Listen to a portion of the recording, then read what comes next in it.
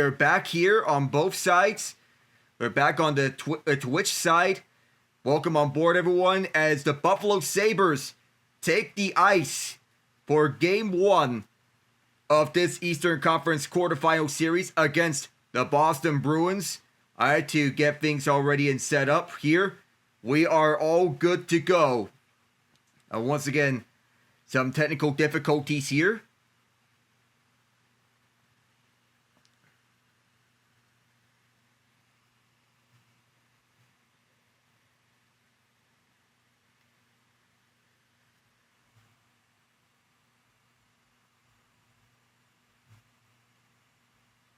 We are once again experiencing technical difficulties again. I don't know how long these difficulties are going to go through, but this is just outrageous at this point. What a journey it's been. Not in a good way. This is oh my goodness, will this ever end?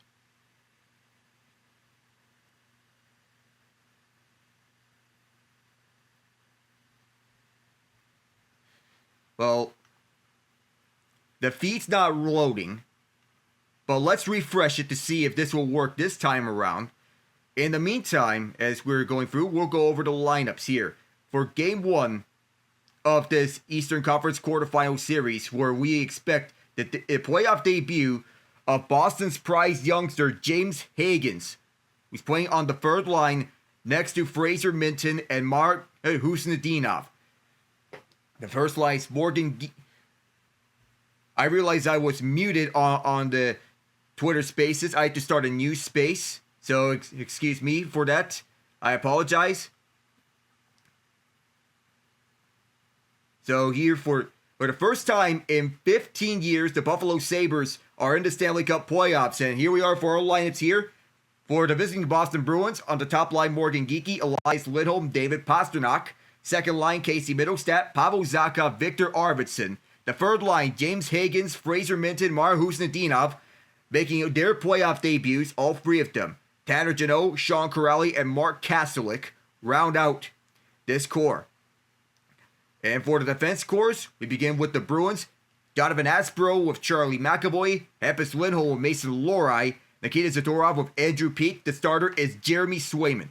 For Buffalo's lineups, begin with Peyton Krebs, Tage Thompson, Alex Tuch, Jason Zucker, Ryan McLeod, Jack Quinn, Zach Benson, Josh Norris, Josh Doan, Jordan Greenway, Josh Dunn, and Beck Mallenstein. For Buffalo's forward core, their defense pairings go like this: Matthias Samuelsson with Rasmus Dahlin, Bowen Byram with Owen Power, Logan Stanley with Connor Timmins, who is the only righty on his defense pairing. Ukko-Pekka Luukkonen is the starter for the Sabres. Alex Lyon is the backup. Coaching staffs. The Bruins are led by first-year head coach Marco Sturm. The last time the Bruins and Sabres met in the playoffs, Sturm was a player on the Bruins. His assistants, Chris Kelly, Jay Leach, and Steve Spott. Kelly was also a player on the Bruins, part of that 2011 championship team. Baba Sensa is the goaltending coach. And for the Sabres, Lindy Ruff, their head coach, in his second stint with the team. On his first stint, he was the last coach to take the Sabres to the Stanley Cup playoffs. Seth Appert, Matt Ellis, and Marty Wilford are the assistants. Mike Bales is the goaltending coach. It's a game it's full of emotion here in the 7-1-6, especially between two teams that May did not expect to be in this position. Whether it was at the start of the season for the Bruins, after missing the playoffs last season, or when the Sabres were dead last in the Eastern Conference. On December 8th, after 29 games before firing then general manager Kevin Adams and promoting Jarmo Kekalainen to the position. The Sabres finished with 3 more points than the Lightning and the Canadiens, who each have won 6 points. They're both playing right now. It is 2-1 Lightning. The Bruins finished a point ahead of the Ottawa Senators to take the first wildcard spot. Although Boston didn't make a lot of moves at the trade deadline, they signed Higgins to an entry-level contract, while the Sabres added all 3 of Logan Stanley, Luke Schenn, and Sam Carrick in 2 separate trades. It's not that long ago that Swayman seized the reins in net, dragging them to the Eastern Conference semifinals against the Florida Panthers with a .215 GA and a .933 save percentage in 12 games. That marked the moment that he became the guy for Boston and got rewarded with an 8-year, $66 million deal. They can steal a series if he's stellar, but Buffalo can win this series if they, as simple as this sounds, play their game. There's no doubt the city will go absolutely nuts throughout the course of the playoffs, and the Sabres need to make sure they don't get caught in the moment. They've been one of the best teams in the NHL for most of the year, but the playoffs are a different animal. They'll have a lot of experience, but keeping composure is key. Marco Sturm said, matter of fact, that they are bigger, strong, more physical, that they have to be smart with the puck.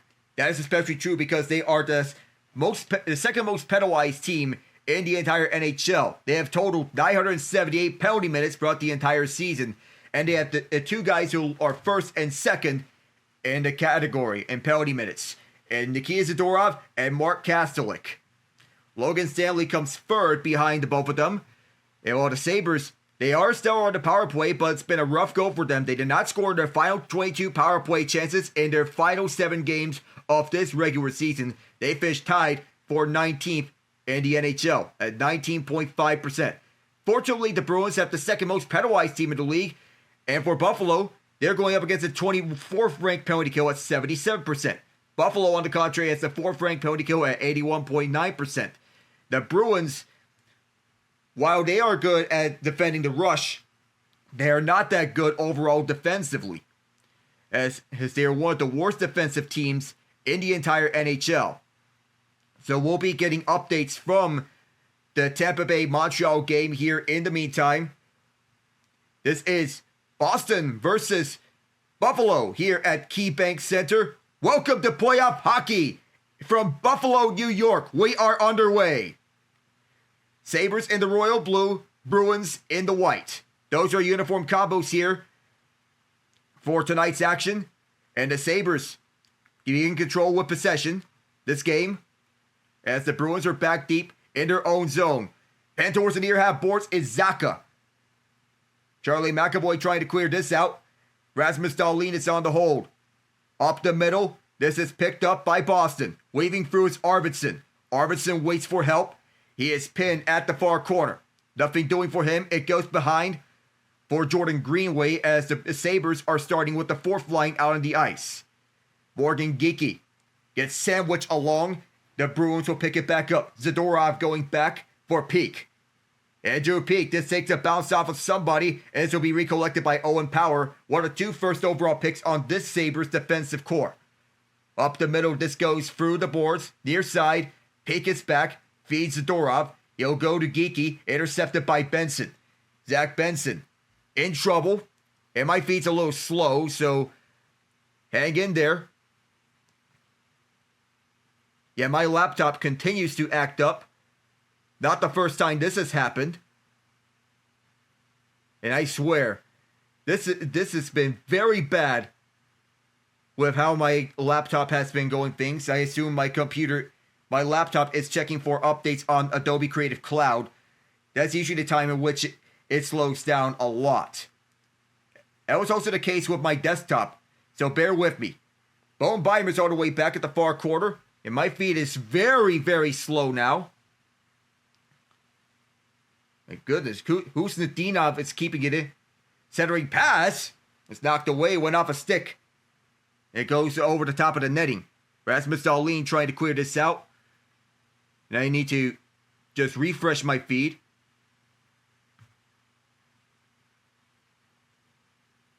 The Bruins have their guys centering up as the Sabres they're moving this up through the far side. McLeod centering pass. Zucker. Fraser Minton collects it up for Buffalo. Or for Boston, excuse me. This is getting ugly, so I'm going to have to restart Fubo. And yes, this... Seam pass intended for James Higgins, and the Sabres moving up with numbers. Up the right side. And this is getting ugly. It's been a frustrating past week, because my laptop continued crashing. And as it turns out, I am signed out of Fubo as I'm trying to log back in.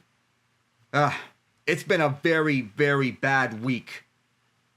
So in the meantime, I'm following on with the ESPN play-by-play.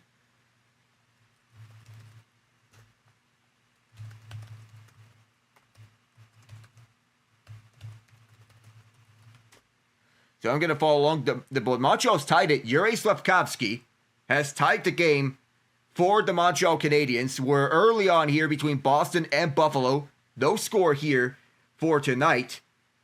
So let's try this one once again, because this is getting very ugly and fast. It's just too much. Way too much. I would not be surprised if there's some drop frames here in this sequence. We should be back. And here we are. Rasmus Dahlin controls it up. Beck Malenstein in pursuit. Malenstein shoved away by Aspro, who got in the way. Zadorov falls down, gets back up on his feet. And the slow feed continues on here. How in the world is this continuing to happen? It's beyond me. As Zadorov very carefully plays this one up the near side. This takes a bounce through center ice, and shoving down his man was Zacha as the Sabres move back up the other way. Drop pass for Tage Thompson from Peyton Krebs, and that could not go any more further. And Arvidsson gets dumped by Josh Doan. That puts the fans on their feet. Here's Casey Middlestat going back with this. Middlestat with speed up the middle. Fans booing him, the former Buffalo Sabre. Carefully playing this one along behind the net. I don't know what's going on with my feed, but it's acting up a lot. Way too much to count. And the Sabres move back up far side. Krebs taking this into the zone. Krebs sent it over the line. He spins behind. Looks back towards the point. Going left side. Kept in. Back it around for Josh Norris. Covered by Jeremy Swayman as he saw that pass go down low. The Bruins are one of the more physical teams in the NHL. And they want to play that way. Alex Tuch set the tone, though, as he bodied Victor Arvidsson and cleaned him up. It is important that you establish a momentum here with the bodies here. It's the way that these two teams play in which they want to set the tone here. The Bruins are bigger. But the Sabres, they are bigger than what they used to be in this complete identity change under head coach Lindy Ruff. Off this face-off, this is won by the Sabres. It goes back towards the left point, held by Dahlin. Behind the net, Dome shoved away by Peak as they battle for it at the far corner. David Pastrnak, a key of this game, has been in their best forward for this entire era. But he hasn't led the team in goals this season. He has just 29. Morgan Geekie is their leading goal scorer. Zach Benson has to fall behind because that would have been a delayed offside. The Bruins tried to move it up through the middle. David Pastrnak fed one up front. And Elias Lindholm saw that one go wide of him. Zach Benson controlling up the middle. Drops it off over to, I believe was one of his teammates. Yes, it was. It's held in at the right point by Josh Doan. Doan, turnaround shot from Josh Norris. Could not go through. Mason Lohrei ties up his man, and that allows the Bruins to go back through the other way. Hampus Lindholm continuing to stay patient here with this puck. Puck loose at center ice as it's fought for and contested between both sides. I need to close some programs, I think, because this is slowing down what I'm seeing here a lot. Matthias Samuelsson checks this man as they battle for behind the net. And here's Husadinov who keeps it in. Husadinov fires! And that's blocked in front. Well, closing discord worked, so there's that. Aspro shot deflected wide. He'll be held in by Fraser Minson, who's the return package in the Brandon Carlo trade. Well, now my feed is back up to speed. I didn't miss anything, and you're not missing anything here. So thank you for bearing with me through the technical difficulties. So we're back here. A centering pass from McAvoy. Didn't go through all the way. James Higgins gets tied up. The Boston College Eagle. Sent out right point as Castlewick gets tied up. And finally, this is cleared out to center. Picked up back by Zadorov. Nikita Zadorov moves it up through the middle. Chip chase here on the dump in. Logan Stanley will be the first one to it. Shoving off Sean Corrali. Corrali controls far side centering pass for Zadorov. Skating around the right circle, set back up. Here's a deep shot that went wide. Picked up back by Mallenstein. Uses the boards to clear this one out. Roughed down by Corrali. The Bruins will start up with this. Jeannot getting it in deep. A bump off the puck, and Jeannot still in pursuit. Stanley is back with it. Far quarter in the Buffalo zone. Chip chase off of Greenway. And Jordan Greenway will send this in deep. Zadorov gets shoved by Mallenstein. Kastolik will pick it back up for Boston. Up the far boards. And this will be offside against the Bruins. 6 minutes, 20 seconds into this game. First game of the Eastern Conference quarterfinals. No score here. Donovan Aspro set up Charlie McAvoy as defensive partner. And not a lot of scoring chances here as both teams are defending well. We'll be right back after this.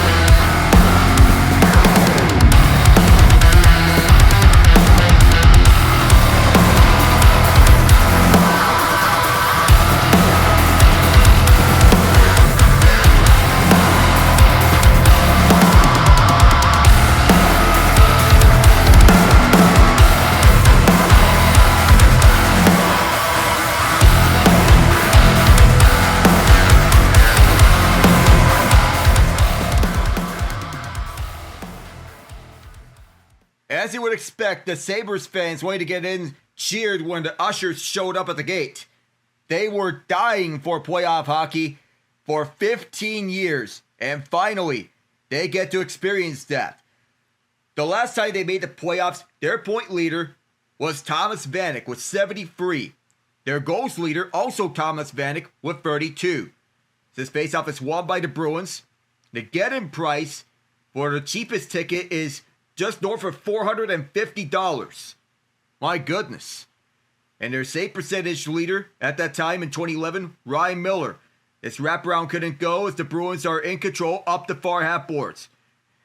Long shot from Zacha towards the net. Didn't go. Aspro's long shot went off from all the way from the point. It might be it's been slowing down a lot again. It's been that way since the start of this game on this laptop. Here's Tage Thompson up for the middle. Quick shot. And it's stopped by Swayman. He will cover. It goes out of play. The youngest player on the 2011 Sabres was Tyler Myers at 21 years old. He's now 36, playing for the Dallas Stars. The oldest player back then was Rob Niedermeyer at 36 years old. The oldest player this year, Luke Shen, who is 36 years old. And the youngest player on the roster this year, Zach Benson, who is 20. And the one constant between both teams, Lindy Ruff, their head coach. 6:49 into this first period as the Sabres win this face-off, but the Bruins quickly jump onto it. Corrali trying to clear it. Benson holds it. Right point, Timmins feeds it for his partner Stanley. Long shot, saves Swayman. And here's Corrali trying to clear. Lohrei trying to pick it up, but gets out-muscled behind the net by Doan. Benson's also there. Corrali. And here comes Sabretooth, the Sabres mascot, banging in the boards, trying to disrupt the Bruins. Who doesn't love mascots? Sent in deep, Lohrei retrieves, Benson in pursuit, almost cut away that pass, a dangerous one, and it's moved up the far side, takes a bounce. Here's Kuznetsov, or rather Chino, Cut away. The Sabres trying to clear this one out, which they do. Bouncing puck is picked up by the Bruins. Andrew Peeke in a battle with Josh Doan. Doan steals away from Zadorov. Zadorov quickly takes it back near corner. McLeod there. And Zadorov iced this puck. Thanks to the presence of Ryan McLeod, who they got from Edmonton in exchange for Matt Savoie. They snapped their 14-year playoff drought, the longest in NHL history. It's their first home playoff game since 2011, which they faced the Philadelphia Flyers, Game 6 of the Eastern Conference Quarterfinals. They're seeking their first playoff series win since defeating the New York Rangers in the 2007 Eastern Conference semifinals, a 19-year wait. And it's their best chance to do it. Face off to the right of Swayman between Ryan McLeod and Sean Kuraly. Won by Kuraly. This is Zadorov who will try to clear again. This is held in by Kuraly in the Buffalo zone. 16 shot attempts between both teams. 3 of them have been on goal. Pasternak there. So was McLeod. Clearing attempt. Did not go, and the Bruins will hold it behind the net. Getting bumped with Morgan Geekie. Ryan McLeod picks it up. Backhands it away from danger. Up the near boards held in by Zadorov. Zadorov opposite side. Pasternak tried to curl and drag. Thompson was in the way and is cleared out to center ice. Here come the Sabres with Jack Quinn moving up the far side. Drops it off. Here's a long shot that went wide. Caught to the near half boards by the Sabres. Backhanded towards the corner by Bowen Byram. Quinn centering past Zucker! Swayman shut the door! We're nearly halfway through this period as it's held in by Byram. Byram, pressured by Elias Lindholm. Looking for options. Long shot deflected. Led it onto Swayman. And Ian, I'm glad you joined me for this one. Game 1, Bruins Sabres, is we say to Buffalo, welcome back. Yep. And if the Sabres win this series, not only will they have done something they haven't done in over a decade, they will be heroes to the rest of the NHL because they beat Boston. They will have beaten Boston. Oh, Boston is one of 4 cities to have 3 teams make the postseason tournament in 3 different leagues. Technically, the Patriots count as Foxborough, but they're part of the greater Boston area if you're extending it to that. So with the Patriots, Bruins, and Celtics make it in, Los Angeles has the Lakers, Kings, Chargers, and Rams making the playoffs, as this goes all the way down for another icing against Boston. And meanwhile, it is 2-2 between the Montreal Canadiens and the Tampa Bay Lightning. They'll both score twice in 29 seconds, but on the power play, Yuri Slafkovsky answered for Les Canadiens. It's at the second intermission right now. The only other goal from Montreal came from Josh Anderson. That was a very eventful second period for him. He got penalized for roughing, and had a goal waved off for a high stick. Oh my goodness! Matthias Samuelsson just leveled his man at center ice. Boom goes the hit. Here's Thompson, kick, save, rebound. And Swayman covers up, hugging the left post. And here comes the shoving match, Ian. You know what to expect. Oh, yeah. Of course, we know about the playoff experience from the Bruins, but it's not like the Sabres lack any playoff experience. You think of guys like Alex Tuch and Bowen Byram on the lineup. And remember, these two have been to the Stanley Cup Finals before. Tuch was part of the inaugural Vegas Golden Knights team that made it to the Finals. Byram himself won a Stanley Cup with the Colorado Avalanche. And one other player who was not playing tonight, Tanner Pearson, who won a Stanley Cup with the Los Angeles Kings. That's right. Didn't Zucker go to the finals with the Penguins? No, he was not one of the Penguins finalist teams. Because this was before we traded for him from Minnesota. I see. Off the face-off, the Bruins win this. Mark Busnetdinov, who was leveled by Samuelsson last time round, picked up by the Sabres bench, turned over to Rasmus Dahlin. His usual partner, Matthias Samuelsson, is on the ice. or excuse me, that's Owen Power, whose partner Bowen Byron's on the ice. Power trying to pick this up, but gave it away to the Bruins. One of the Bruins was across the line. Offside is the ruling.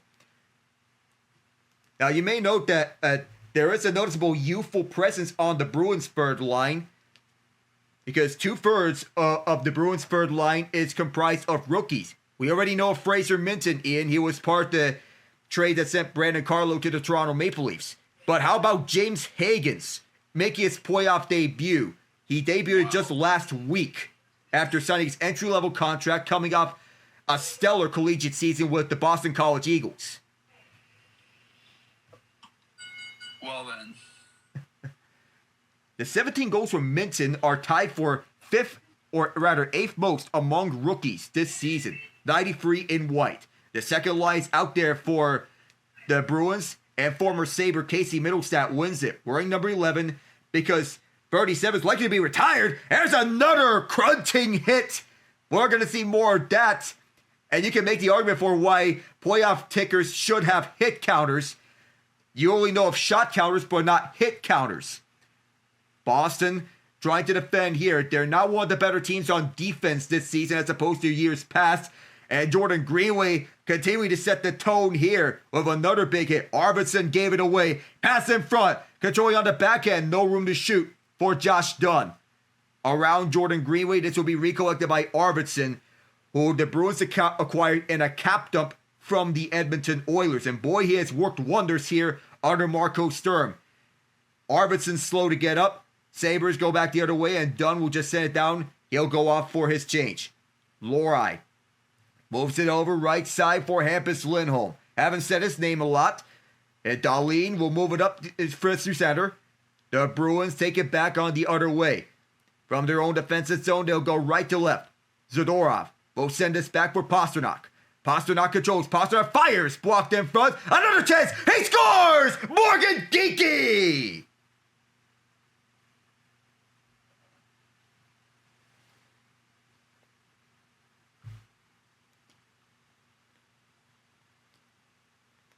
Boston's leading goal scorer gets this party started, and we think of playoff nerves that could strike.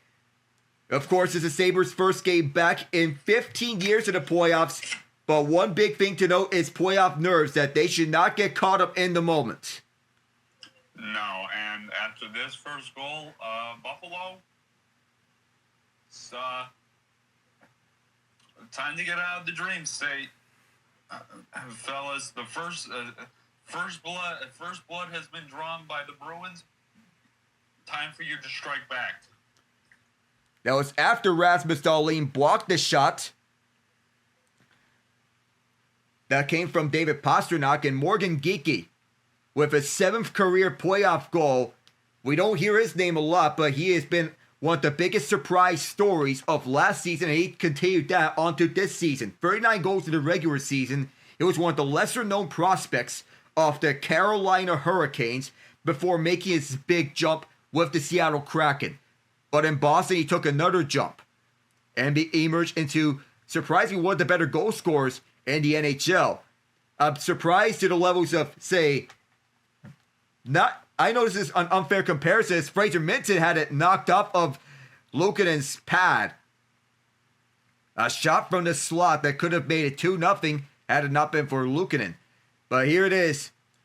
I know it's an unfair comparison, but people may get Jonathan Cheechoo flashbacks. Remember his 56 goals in 06? Thanks to Joe Thornton. Up the far side as the Sabres dump it in. The Bruins trying to get it out. And this is bouncing to center ice. Pasternak gets shoved away. More bounces here at center ice. This is dumped in right towards the far corner is Geekie, who has the first goal of this game. And here we have a penalty coming up. A hooking penalty has been assessed with 7:57 left in this first period. It's going to be against Matthias Samuelsson, one of their better defensive defensemen. And predictably, the fans are not happy at the referees. You know what to expect when a penalty is called against their home team. The important thing is to not let the game get away from you. That's actually Dahlin who's going to get the penalty. Morgan Geekie with the game's first goal. It's 1-0 Boston with 7:57 left in the first period. We will return. All right, so let's quickly recap last night. Your Carolina Hurricanes took care of business against the Ottawa Senators. Freddie Anderson looked really good, despite looking cooked for most of the season. He was really good. The Minnesota Wild. Holy crap. That's all I got to say about that. And don't let this happen again, Penguins.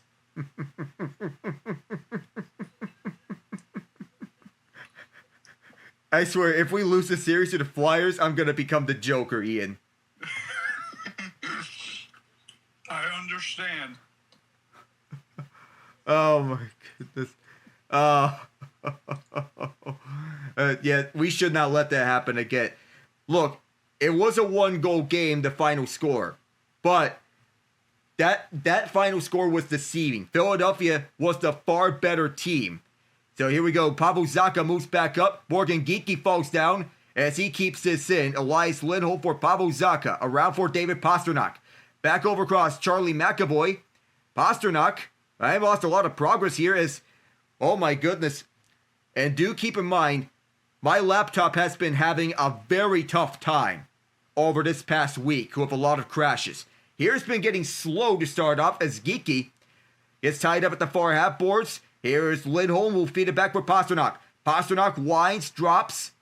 Lindholm in control across for McAvoy. Gets tied up by Power.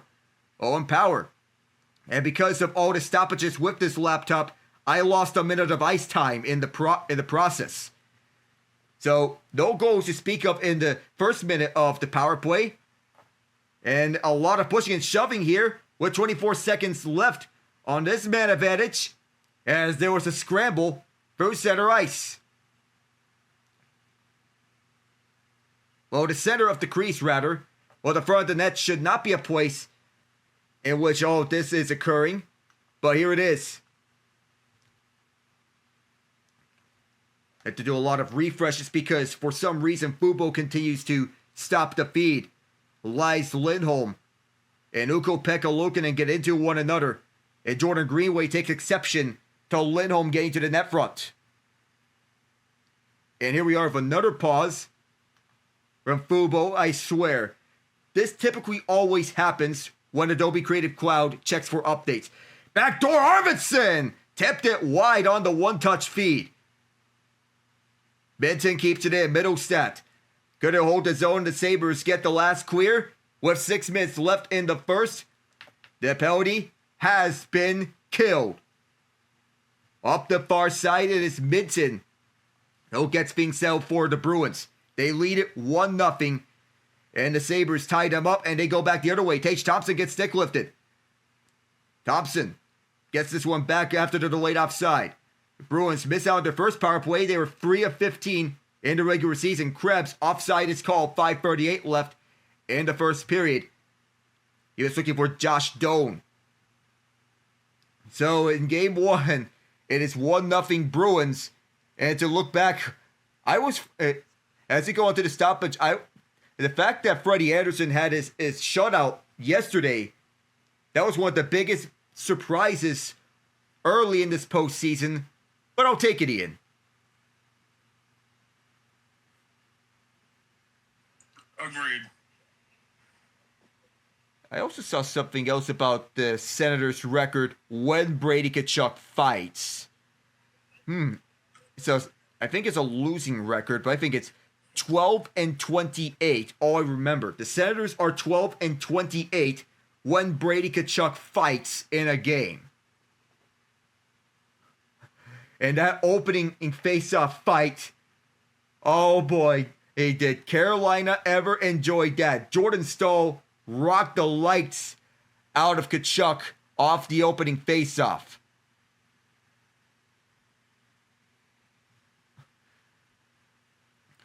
And also, when we speak of games that have concluded, the Colorado Avalanche, it wasn't easy for them, but they beat the LA Kings 2-1. They had to hold off an attempt to come back off an Artemi Panarin power play goal. But Logan O'Connor had a goal taken away from him once. The game-winning goal that he scored, they were not going to take it away from him. All right, here we are with 5:38 left in the first. Marco Sturm said in this matchup, we are excited, we are bigger, stronger, but you have to be smarter with the puck. Lindy Ruff answered, that's his take on his team. I have a lot of respect for what our team has done. They got a good team. They know who they are. We know who we are. So both coaches know their strengths. And Lindy Ruff is passionate about the city of Buffalo. Back in his second stint as their head coach, he has taken them not only to a playoff berth, but an Atlantic Division title. Both start on this faceoff, and Tage Thompson is tossed out. Our referees are John McIsaac and Francis Chiron. Lines are Andrew Smith and Jesse Marquis. Bruins win the draw as to go back 21 hits tonight after averaging 19 hits per game in the regular season. And don't forget that hits in the playoffs are always spiked up. It doesn't matter what team you are. Moved up through the middle, it is Dahlin looking for the tying goal. Shoots this directly off Swayman as we have a penalty against the Bruins. Nikita Zadorov, the most penalized player in the NHL, is going to be sent to the box. And also, Ian, another interesting tidbit is that the Bruins are the second most penalized team in the NHL. So Marco Sturm had a good point about being smarter with the puck. The Sabres have not scored on the power play in their last 7 games, 0 for 22.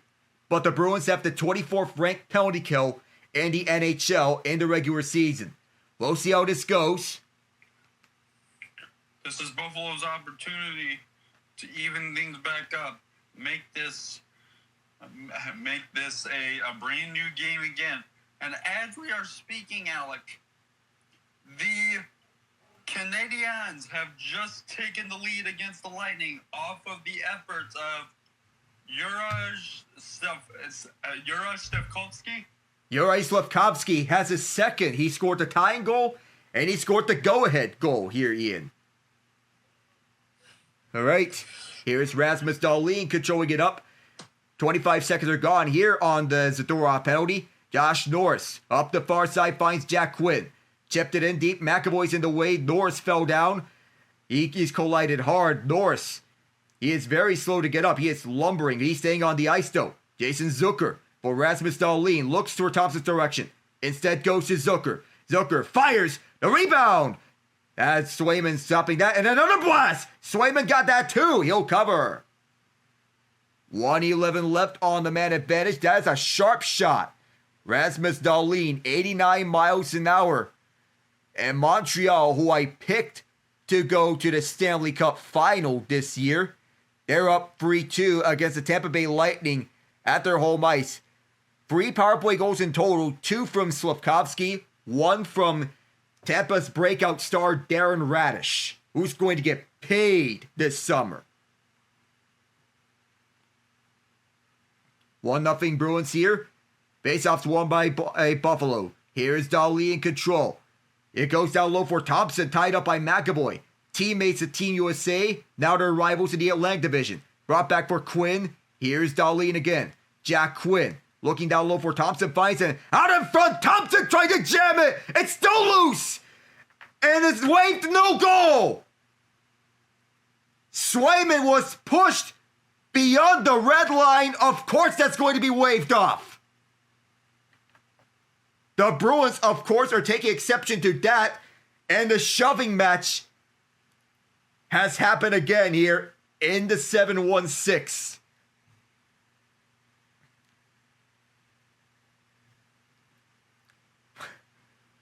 "51 seconds left on this man advantage. There's a loose stick on the ice that is all the way out into the neutral zone.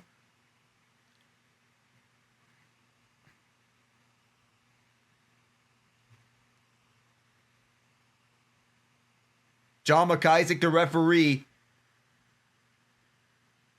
Well, of course, the fans don't like it, but that's the correct call. The goaltender was deliberately pushed into the net off a stick.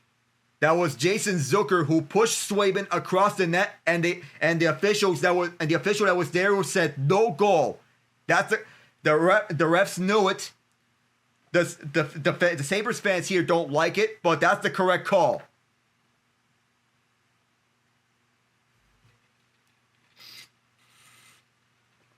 .406 left in this first period. Of course, Lindy Ruffus getting the explanation from Francis Chiron. Tage Thompson and Jason Zucker were both there. The last we saw of Zucker in the playoffs was just 2 years ago with the Nashville Predators. That was before he signed a deal with the Buffalo Sabres. Faceoff is outside of the Boston zone, won by the Bruins, one of the best faceoff teams in the NHL. Sent all the way down for Ukko-Pekka Luukkonen. Bowen Byron will get the second power play unit up and started as Josh Doe will drop back. Moving up with speed is Ryan McLeod, the speedster. McLeod cuts to the net! And Jeremy Swayman shuts it down. 30 seconds left on the man advantage. 3:44 left in this first period.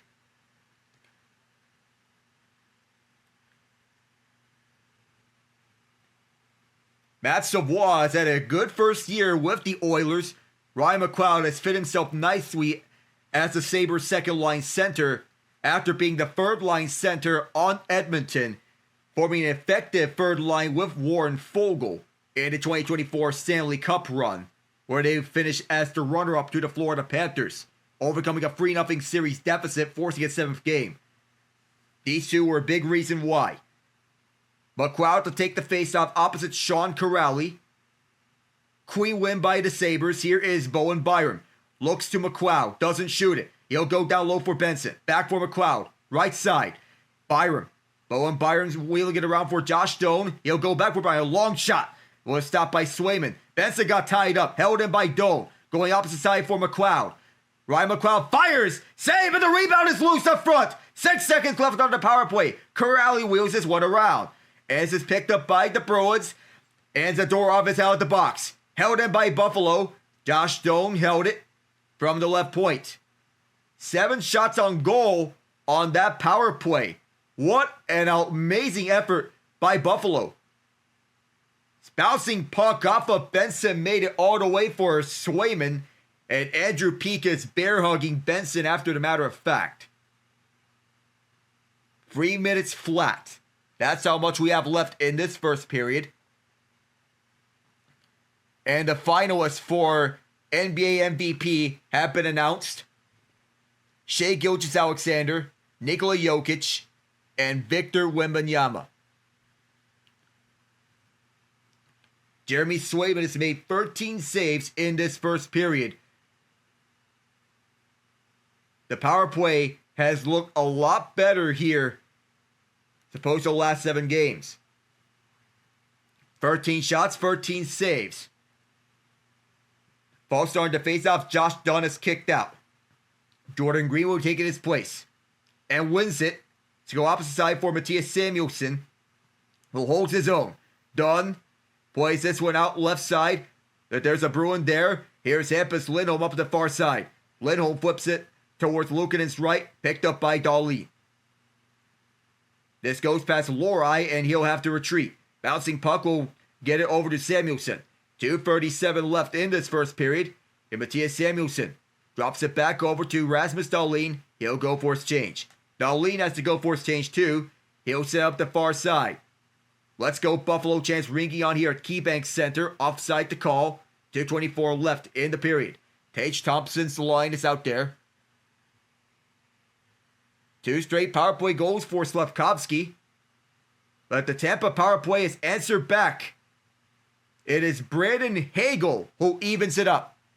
3-3 between the Canadiens and the Lightning. This is the second of 4 games today in the Stanley Cup playoffs. Teams that win game 1 win the series 68% of the time. Bouncing puck picked up by Minson. Fraser Minton looking for Husnudinov. He's in control. Husnudinov, short side! And he's stopped off the post. Aspro holds it. Long shot looking for a deflection. This takes a bounce and up the far side. Retrieved by Buffalo. The Bruins have 8 shots. The Sabres 13. Sent up for Alex Tuck. Made it to the Stanley Cup Finals first year with the Vegas Golden Knights. Fed back, long shot, Timmins. Rebound swept away by Minton. Ryan McLeod wants to go back. This gets by the left point. Connor Timmins sends it up. The Bruins in control again. Boston looking to go right to left. And they'll have it again. Zadorov walks along the zone. Moved up the right side. Here is Zacha, who gets sandwiched. And Luukkonen places this one behind the net. Moving up with speed near side is McLeod. Ryan McLeod stops and waits for help. Jack Quinn goes back to him. McLeod backhands it around and deep. Tie up on the way. Penalty coming up here against the Sabres. A hooking penalty against Buffalo is the call.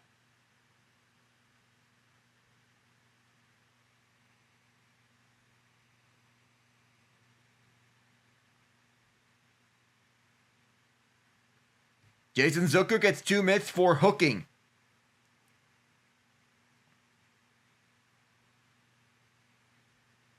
The fans don't like it.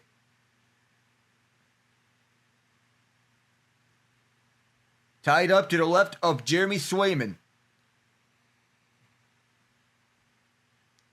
Andrew Peak looked to play the puck, but there was not much. The Bruins will go to the power play, and their power play has been much better this season than it was last season. Last year they finished 29th in that category. This year they finished 9th. Puck kept in by Charlie McAvoy. Chance to extend the lead here. McAvoy around for Pasternak. Whip around pass. Tied up by a stick. This comes towards the slot. Zacha in front. And Luukkonen with the stop. Samuelson another chance to clear. And he does this time around. 53 seconds left in the first period. Jeremy Swayman plays this behind. He'll leave it for Charlie McAvoy. McAvoy moves up the far side for Zacha. Pavel Zacha. Drop pass over to Elias Lindholm as he moves up with speed. Now Zacha back for Lindholm. Lindholm. Glove down, and this is set down the length of the ice. 35 seconds left in the first period, and Swayman will place behind the net again. Charlie McAvoy setting up this chance for the Bruins as he will calmly make his way up. A collision at center ice. Elias Lindholm whips this one around the boards. Geeky got tied up at the near half boards. Pasternak collects. Pasternak long shot went wide. Held in by McAvoy. He'll drop it off for Minton. Fraser Minton with 10 seconds. Minton goes to Geeky. Oh, did he shoot a centering pass? And that went wide. He had a wide open net to shoot it at, and he passed up the opportunity. That's how the first period will end. Morgan Geeky passed up a great A chance to score. It is 1-0 Bruins after 1. And that was an opportunity that you cannot pass up. If you are Morgan Geeky, a wide open net in which you can go top shelf.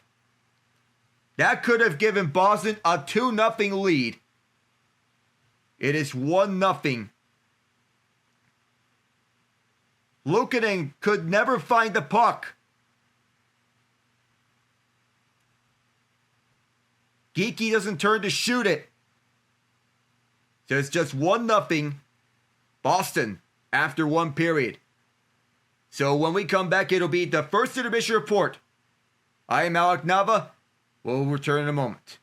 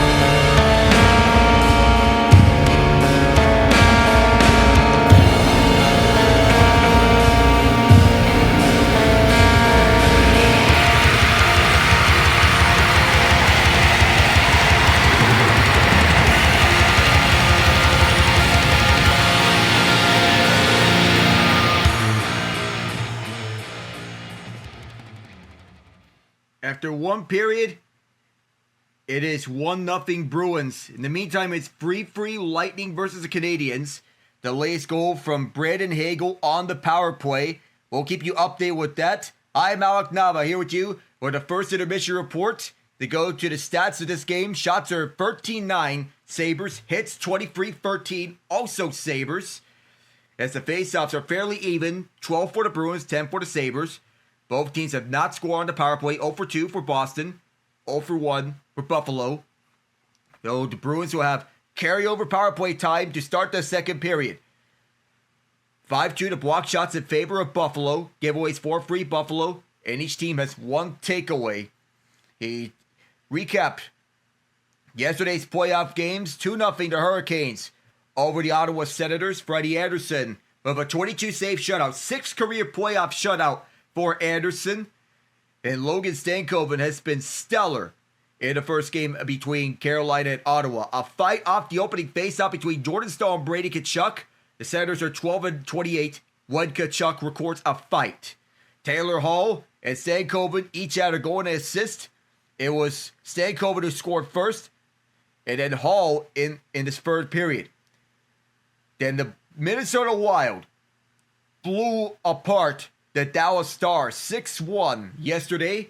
Joe Eriksson with 2 power play goals.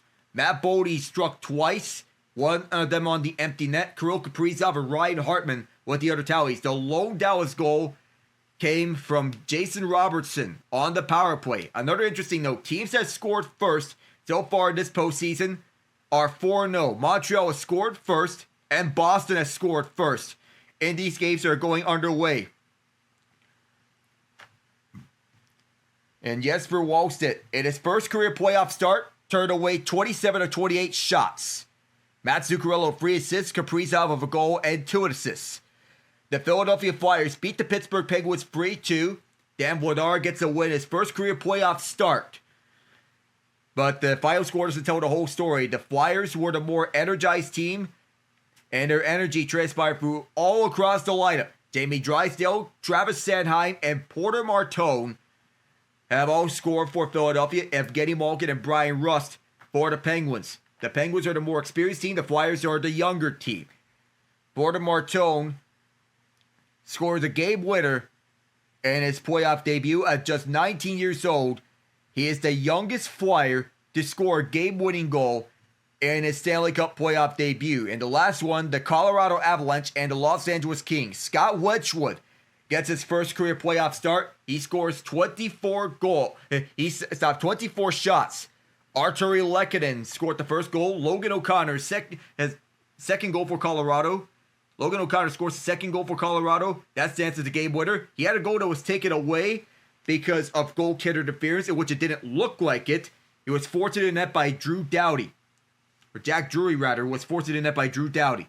Artem Panarin tried to tie the game up and rally a comeback with a power play goal, but the Kings could never get that tying goal after taking a late game penalty.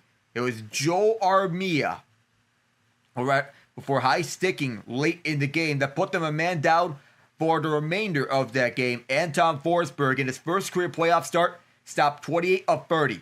Who could have thought that both starting goaltenders at the beginning of the season for both the Avs and the Kings would be backup goaltenders right now between Mackenzie Blackwood and Darcy Kemper? Reality is much stranger than fiction. So as of right now, the Canadiens and Lightning are still going. 3:42 left in the third period. Josh Anderson opened the scoring from Alex Carrier and Mike Matheson. Power play goals have been the name of the game here. Darren Radish on the man advantage from Nikita Kucherov and Jake Gensel.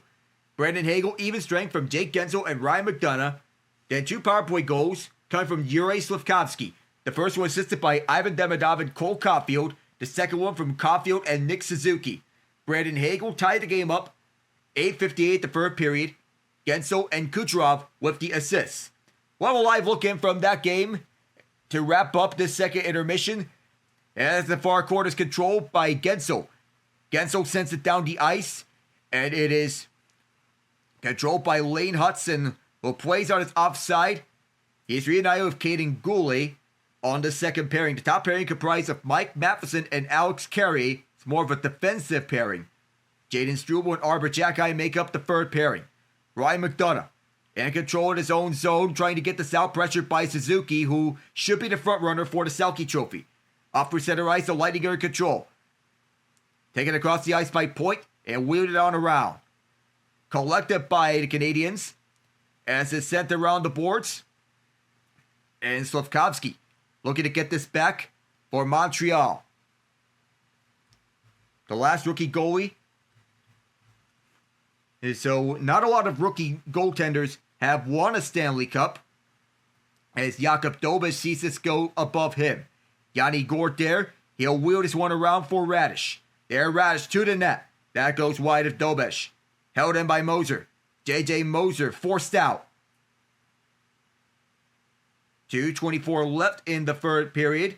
And tonight is the first playoff game in the history of the Utah Mammoth after they got the assets from the Arizona Coyotes, who are defunct right now. They face the Vegas Golden Knights.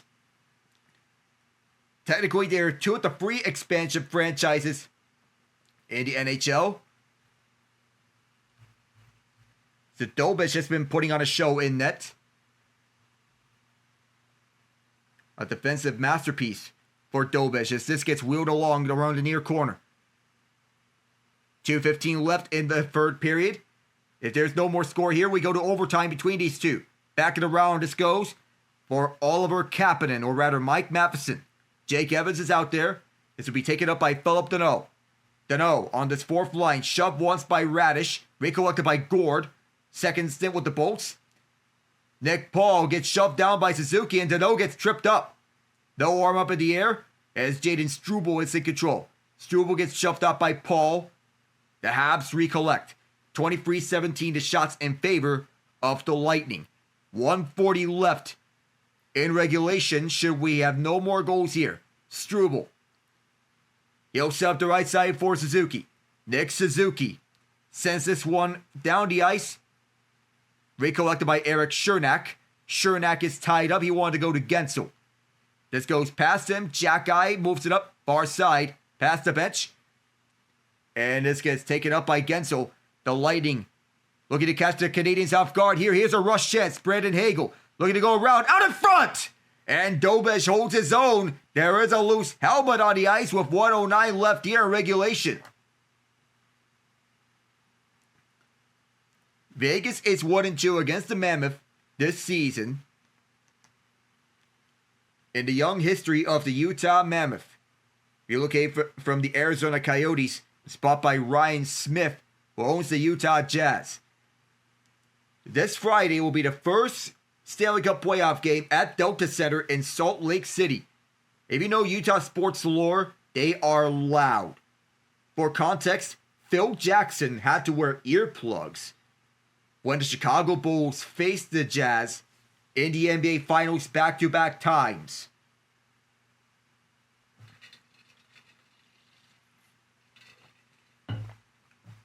John Tortorella, 7-0-1 as the Golden Knights head coach ever since taking over Bruce Cassidy. Face-off won by the Lightning. Here's a long one-timer stopped by Dobeš. The rebound comes behind him. Here's Nick Paul with just under a minute left. Just over a minute left. Now a minute left, excuse me. So bad here. And then the rebound comes out in front off the initial save for Dobeš. And it's picked up by the Habs. Fans are driving Zambonis here. As the fans are on Zambonis here at KeyBank Center. We're taking you for the rest of regulation. And this is played out of play. We're staying with you here for the end of regulation. And we'll carry this over.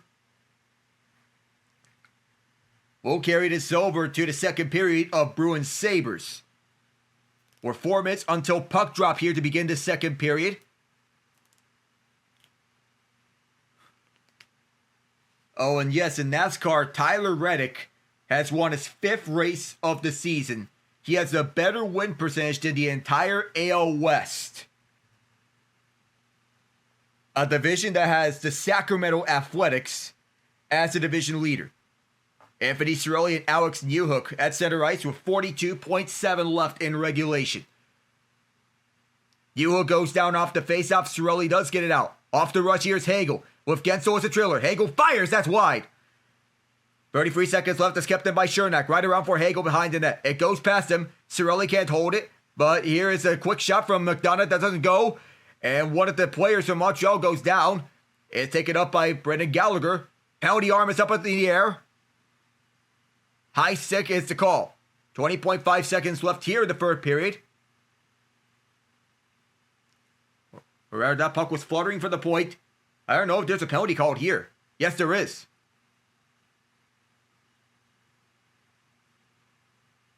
Jake Guentzel gets 2 minutes for high sticking, so the Canadiens will get a good chance to end this game here in regulation or early in overtime. And a long shot from Ryan McDonough went off a stick, and it was deflected by Jake Guentzel as he batted this down. It takes a bounce off a body, and Guentzel whacks somebody in the face. That's easily a penalty. So Montreal's going to go on the power play, 20.5 seconds of this third period. If they don't score in regulation, they'll have carryover time for 1 minute and 40 seconds. Slafkovsky has scored twice, both times on the power play. It'll be nice if he finishes the hat trick on the man advantage. Off the face-off, Suzuki goes down when he rushes to the puck immediately. 15 left in the period. And Tampa Bay trying to run down the rest of this clock. Picked apart by Montreal. One last chance here in regulation. Here comes Suzuki. Gets tied up. And this is driven towards the far corner. And the first game going to overtime is this one. The Montreal Canadiens and Tampa Bay Lightning will require at most 20 more minutes. Or at the very least, if this goes to a second one, that hasn't happened, but at least this guarantees us 20 more minutes of action. Yuri Slafkovsky has scored twice.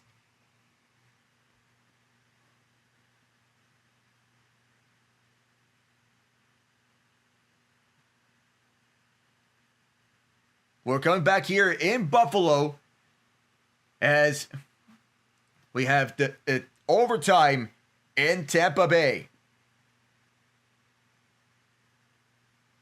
The Canadiens and Lightning tied at 3 after 3.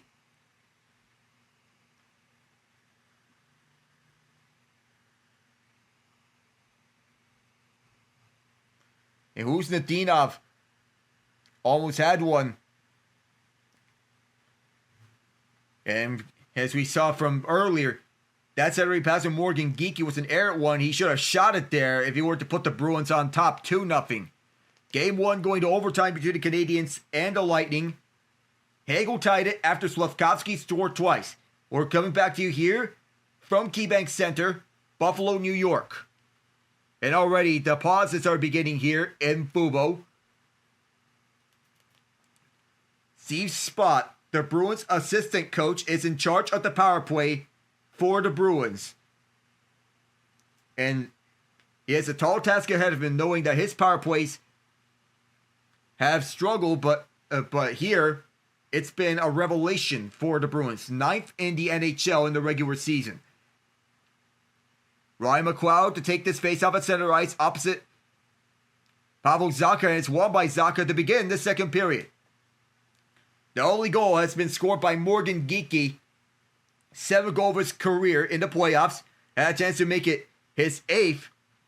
Had not been for passing that puck. Elias Lindholm sends it down low for Pastrnak. Looks to center up front. That didn't go anywhere. And there's a tie-up at the far half boards. Oh my goodness, somebody got slashed, and that's a penalty.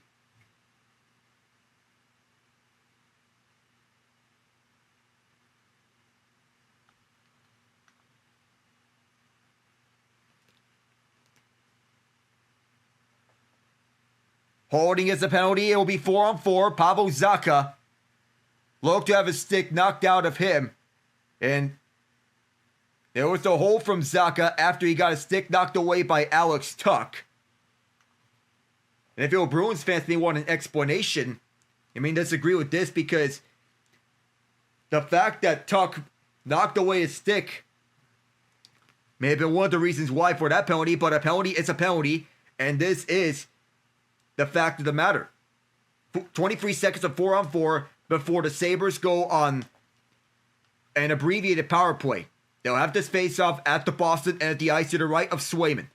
It is Thompson or rather McLeod, with Benson out there. McLeod won the face-off, but there's nobody at the right point. Here's a rush by the Bruins up the far half boards. Middlestat has to wait for help. He's being serenaded by this Buffalo crowd. Former Buffalo Sabre. He's acquired one for one with Bo Byron going the other way. Here's Byron, the former Av. He wants to drop it back. Almost put that puck into traffic. And one man out of the box. That is the Sabres. It's Buffalo coming out there. That is Jason Zucker. McLeod lifts it up. And they'll start up on the man advantage with Rasmus Dahlin. Dahlin throws this one back. Here's Jack Quinn leading it up the middle. Quinn drops out for Norris. Norris gets sandwiched. This puck takes a carom. And it's gloved down by Dahlin. Gets it in deep over to Norris from the left circle. He'll drop it back over to Dahlin at the left point. Dahlin goes back for Norris. Norris to the net front. Thompson goes down low. This puck goes towards the far half boards. Here's Dahlin. Wrist one. That's wide. Boston can't get it out. Now they do, ever so slightly. Off Norris. Dahlin drops this back. Norris, a lazy approach to this puck. Josh Norris with 50 left on the man advantage. Gave it away. And coming back here, Sean Corelli had a look. A lazy drop off. Rasmus Dahlin got back on time though. Jack Quinn moves up the far side. Quinn sent it on for Swayman. He'll cover to his left side. So there's 35 seconds left on the Zacha penalty. Norris's pass was very sloppy, and that led to a partial break for Sean Corelli. Second stint with the Boston Bruins. There's some time away with the Columbus Blue Jackets. Face-off won by Boston. This is picked up by Josh Stone. Just kept inside the zone. One of the Bruins goes down. Josh Stone held it in. Going opposite side for Byram. Faking out Corelli. Down low for McLeod. Ryan McLeod going back for Doan. Controlling for the point. Back for McLeod. On the wing. Right circle. McLeod fires. This takes a bounce. And right out of play this goes. With 13 seconds left. So in terms of my overtime picks, I am choosing Cole Caulfield for Montreal, Gage Gonsalves for Tampa. How's about that?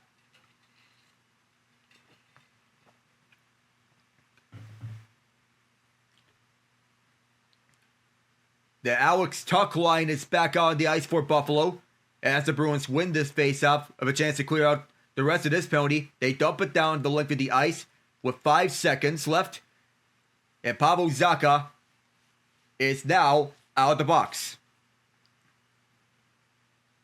Nikita Zadorov is the first one back towards the puck. The Sabres are 0-24 in their last 8 games on the man advantage, including tonight. Tage Thompson tried to center it towards Tuck. That was knocked away. And the Bruins trying to get this one out. Bouncing puck is picked up by the Sabres. They'll flip it down the distance of the ice. Dahlin, Zadorov picks it up. Held in by Peyton Krebs, looking to center up. Instead, drops it back over to Byram. Byram, long shot. It hit traffic. Held in by Byram at the right point. Byram waits, looks for help. Here's Tuck. Dropping it back over to Byram one more time. Byram surveying again. Byram centering pass. Loose towards the front. It's picked up at the slot. Drop back towards the right point to Krebs. Krebs sends it along towards the right circle. Tie up on Tuck. Sends this puck out to center ice. Dahlin. And Byram setting up the ice. Swing and a miss on the shot pass. And the Bruins will get this one back to their own zone. In control, the Sabres intercept. Josh Stone was in the way. Bouncing puck comes up for Zach Benson. But still with it is Zacha. Luukkonen sends this behind his crease. Power pin towards the boards. Norris there to help him out. Outlet pass up towards the far side. Inside out move. A second inside out move. Staying with this puck is Doan. And here's a quick shot that was blocked by Lori. The Ohio State product. And here's Morgan Ginky to David Pastrnak on a breakaway. Shut down by Luukkonen. Here is Buffalo on the other side. They'll send this in with Matthias Samuelsson in control. Cross-ice pass all the way to the far corner where Norris is there. Benson shoved down towards the boards. 17-10, the shots in favor of the Sabres. Morgan Geekie to Elias Lindholm gets shoved away. Quick shot! That hit the outside the post. It seemed, or rather the glass. Josh Dunn moves it up. Here is Malastine. Offside is called. Fans don't like it here in Buffalo. David Pastrnak sprung free on a breakaway off the feed from Morgan Geekie. And everybody was caught napping, and Luukkonen shut down the initial chance. Pastrnak overskate the puck on the second effort. He loves going to the inside-out moves with his great stick handling and deception. His 39 career playoff goals are 8th in team history. And you don't get a lot of those chances. The faceoff is at center ice because of the offside. Won by the Bruins. This is McAvoy going across for Aspero. Jonathan Aspero of a plus 30 plus minus on the team. Moved up for Zucker. Zucker on the hole going across ice. Intercepted by Minton, but he'll be held in for a long shot. That is gloved down by Swayman. He'll cover. Jeremy Swayman represents the Bruins' best chance of stealing a game.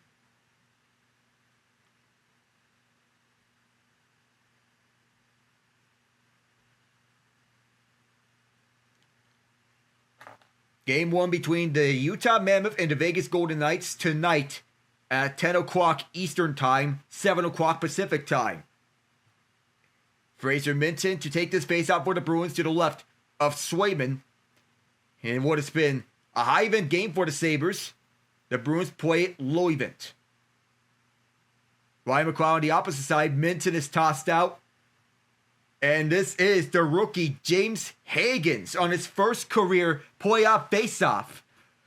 How's about that for him? He loses it to McLeod, but nice to see him on the ice. Matthias Samuelsson, deflected shot went wide. This puck comes towards the right point, held inside. It is Buffalo with it at the far corner. Team pass over towards Rasmus Dahlin. Save Swayman. The rebound towards the front. Swayman down. He's no angels the puck.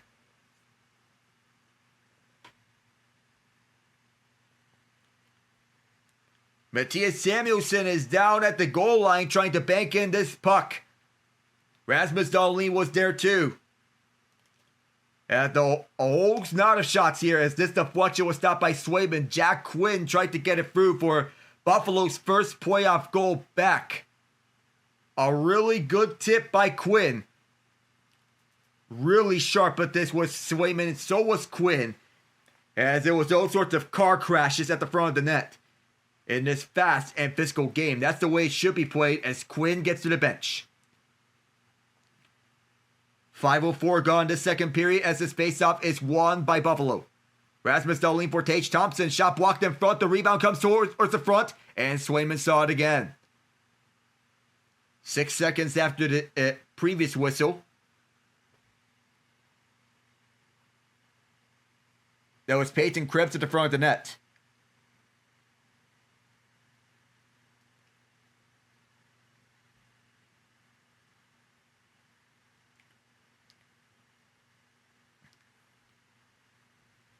Ukko-Pekka Luukkonen was the goaltender picked in front of Jeremy Swayman in his draft class. Big blast blocked in front. Tanner Jeannot looks to get this one out, and he will. Bouncing puck back towards the near corner. Rasmus Dahlin turned it over. Jeannot saved by Luukkonen. From the near corner, the Sabres look to get back the other way. Here's Thompson. Lays this one up over to Tuck. Cross-ice pass over to Rasmus Dahlin across the line. Sent around the boards. Here is Krebs. Bodied away. Thompson pinned. Here's Tuck trying to center. Nobody is in front of the goal. Bouncing puck flung towards a Bruin. And it'll be skated out the center by James Higgins. Or rather Tanner Jeannot. Tage Thompson. Long stretch pass. Here's Zach Benson. Waits for help. He'll drop it off for Tuck. Here's the pass towards the point. Here's Byron. Fakes it. Wheels one. And that is out of play. Deflected out. And Buffalo has been all over this puck in this second period. Owen Byram looked to get one up. And on the rush.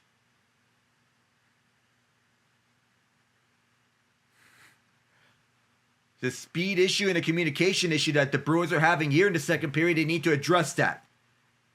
Offensive zone time, just 38 seconds for the Bruins. 2 minutes and 12 seconds for the Sabres. Bruins have possession of the puck off this face-off win, and Casey Middlestat sends it in.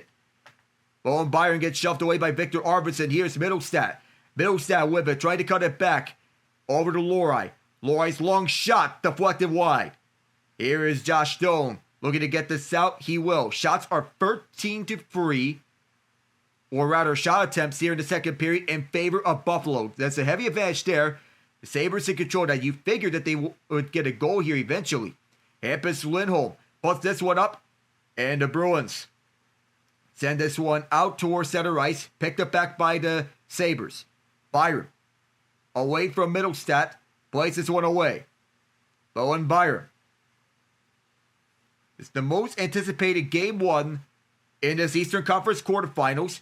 As Byron sends a stretch pass on the chase down is done. He is the first to the puck, beating out the icing. Ballenstein is pinned out by Lohrei. Dunn trying to play this one out behind the net. Rushing to the puck is Timmins. He falls onto his knees off the check. Sticked away was Greenway. And this is forced out the center ice by the Bruins one more time. Timmins sandwiched off the puck. Sabres recollect, using the boards to send this one up. Another shove. This is Mallenstein who sends it in deep. Peak. Around the far boards, kept in by Greenway. Jordan Greenway keeps it in deep. Greenway still there at the near corner. Backing around towards the right point. Pasternak is there. He gets leveled. At the far corner, Greenway plays it free. Looking towards the left point. Slow moving shot by Byram. Easy save by Swayman. They get much mustard on that. Elias Lindholm. Good stick in the way. And from the right point, Jason Zucker places one to the far corner. Zucker beats out his man towards his puck. Ryan McLeod holds it. Zucker behind the net for Quinn. Jack Quinn on the hold. The second line out here for the Bruins trying to even his game up. Quinn's shot was cut off. And here come the Bruins once again. Through center, the Bruins send it in deep. Right by Luukkonen. And there's a line change. Pasternak tried to steal the puck, but that's quickly played to Dahlin. James Higgins was there for the Bruins. As overtime's underway between Montreal and Tampa Bay, the Canadians have carryover power play time. Puck is deflected off a stick, sent in deep, as Swayman sends it over towards the far corner. Kuznetsov had it knocked away to the near corner. There were 20 overtime games last postseason. Swing and a miss on this pass from Kuznetsov, and the Sabres will recontrol. Up the far boards to take the bounce. Towards the far side, Tage Thompson takes it on the cross. Thompson, right around the boards. Krebs ties up his man. Jonathan Aspro's there. Krebs ties him up too. Byram on the hole. Hands it off right side. Tage Thompson trying to go down low for Alex Tuch. Thompson also tied up by Kuznetsov. Going behind Swayman. Krebs. Everybody on the Sabres is getting tied up by one Bruin. And it's very hard for puck control to be collected by the Sabres in these last few minutes. Centering pass. Thompson tried to feed it on back. And Byram missed this keep in, but this will be icing. No, this will not be icing. Fans don't like it. They thought it was the last touch by the Bruins. Here is Peyton Krebs going in. Cross-ice pass! Oh my goodness! Jeremy Swayman!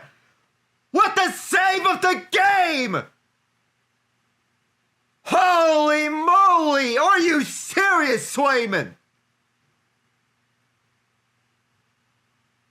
A quick chance by Buffalo to tie this up. And Jeremy Swayman and Zach Benson can't send this one-time feed on across Josh Norris. Swung and missed on the one-timer, but oh my goodness. We'll be right back.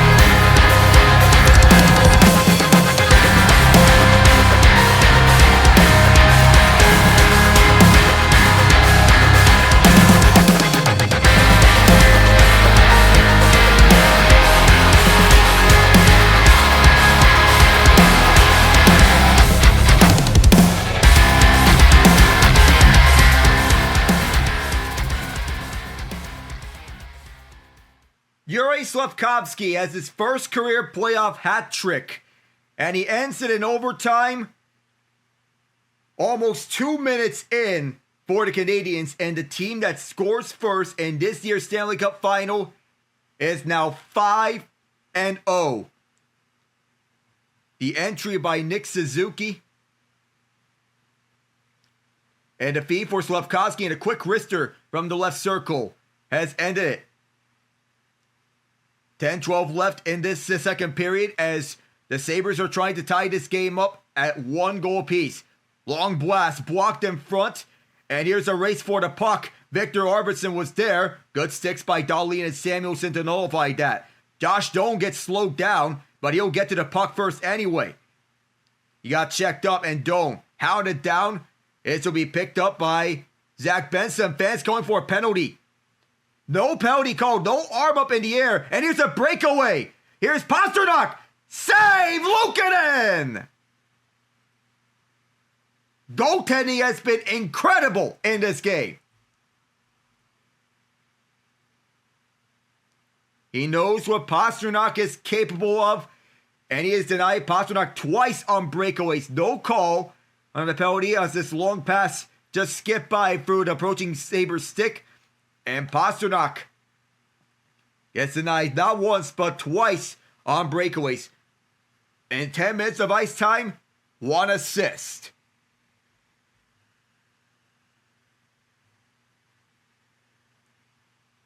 The Bruins' goaltending, of course, is important. Jeremy Swayman is one of the big reasons why Boston's in a playoff spot. And goaltending has been one of their strengths this season.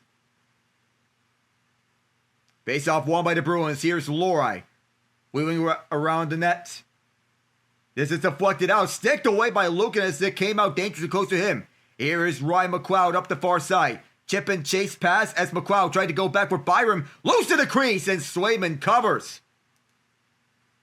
9:26 left in the second period, but another dangerous chance ensues.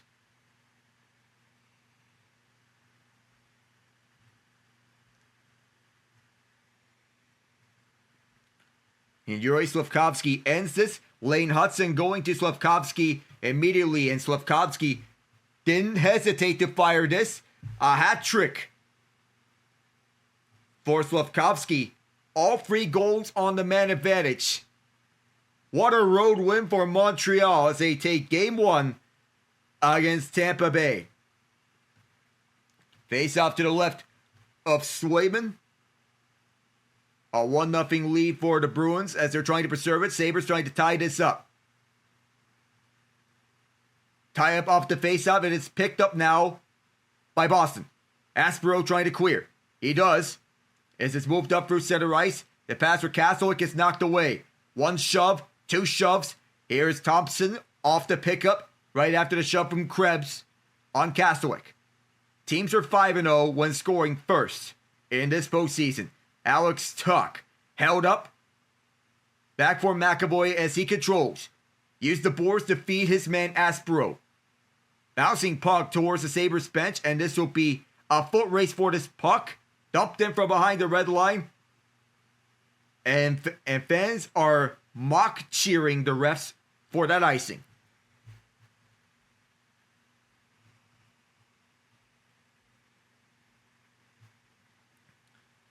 The fourth line will have to stay out there for the Bruins because of that icing.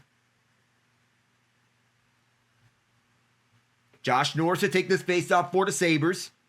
Opposite Castlewick. And there's a false start off the face-off. Whoa! McAvoy shoves Zach Benson. There is a warning against McAvoy.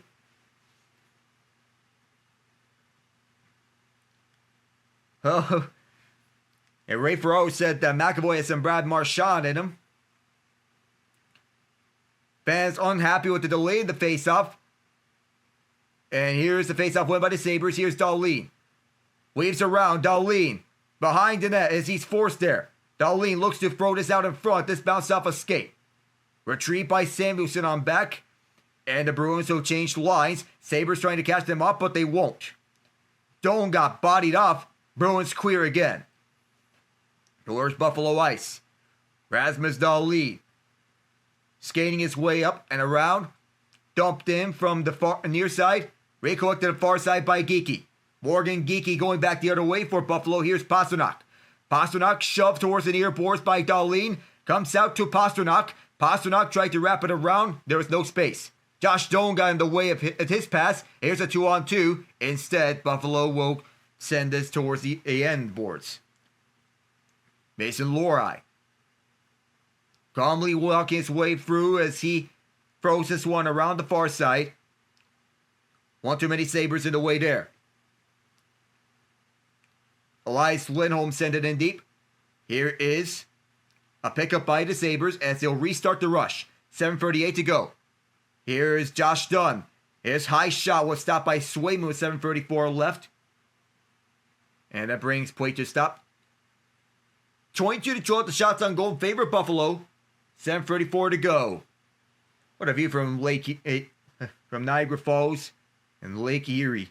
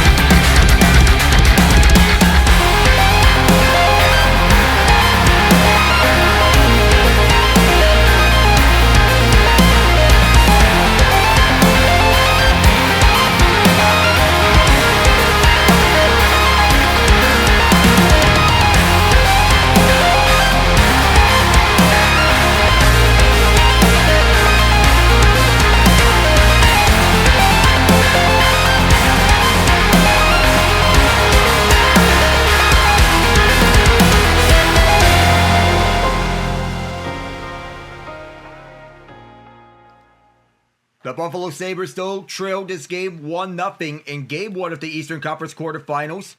A lot of Sabres fans have been waiting for this moment, making it forward to the playoffs for the first time in 15 years. They want to have their playoff hearts kick-started. 5,472 days in the making. And they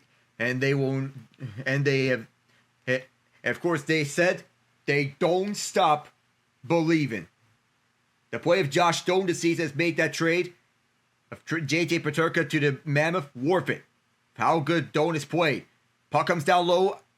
This goes back towards the point. Here's Bowen Byram loading up. Here's Tuck. Tuck's long shot. Kicked out by Jeremy Swayman. There's a tripping penalty here. Or rather, an interference penalty. Buffalo goes to the man advantage. Will they buck this trend? Andrew Peeke to the penalty box. Holding is the call. I thought I saw a trip against the Bruins as Andrew Peeke was holding Tage Thompson along the boards at the top of the circle. That is a clear no-no, as that is not a hockey play to do. 2 minutes in the box. The Sabres are 0 for their last 24 on the man advantage. That's sunk their power play totals, their overall rankings, the rest of the regular season to 19th. Face-off win by the Bruins, but it's held into the slot. Bouncing puck. Kuznetsov there. Clears it down. Not to be confused with the ex-NHLer Evgeny Kuznetsov, who's in the KHL. He still does those cheat codes in the shootout. Jack Quinn speeding down the middle. Sends it in deep and pursuing it himself. Frees up space behind the net to Josh Norris. Norris tied up, pinned at the far out boards, held in by the Sabres. And finally, the Bruins clear it out. Not a lot. The Bruins' penalty kill has looked a lot more impressive and they have in the regular season as Josh Norris takes it up himself, gets tied up. Before the Sabres can't generate anything on this power play. The frustrations are mounting, and understandably so. Rasmus Dahlin will start up. He'll drop it out for Quinn. What direction will he go? Around the boards. Zadorov's there. Zucker as well. They both go down. Zucker trying to free it up. Kastelic also there. Bouncing puck. And that's 3 successful clears for this Bruins penalty kill. 6 minutes left in the second period. And the angst is already creeping in here in this Buffalo crowd. Rasmus Dahlin stays out there. Josh Doan calmly work his way up. Around for Benson. Bouncing puck. It takes a bounce off of a Bruins stick. There's a tie-up at the near corner. Picked up by Tuck. As he'll backhand it towards the right point. Byram waiting. He'll go to Tuck. Waiting. Across the ice. A seam pass went off a stick and off the glass. 10 seconds left. Chipped out by the Bruins. And this will go all the way to Lukin, and Alex Tuck had to prevent that from being a short of a chance here. And the Sabres have missed out on their last 25 power plays. Lob pass. Zach Benson takes it in. Benson for McLeod. McLeod centering pass, and that goes wide. The Bruins pick it up, and they'll restart for their own zone. Off the far boards, Lukin will pick it up. Behind the net, here's Bowen Byram. Connor Timmins moves it up. Intended for Ryan McLeod that went off a skate. Byram goes back for Timmins. Now for Greenway. Jordan Greenway moves down the far side. Drops out for Mallenstein. Beck Mallenstein back for Jordan Greenway. In control for his backhand. Greenway. Logan Stanley comes in to help. Mallenstein wrap around! And that goes wide. Holding is Greenway. Short side shot. A sharp angle chance was stopped by Swayman with 4:30 left, and we will get our final ice scrapage of this second period. Boston penalty kill is starting to round into form here. We'll be right back.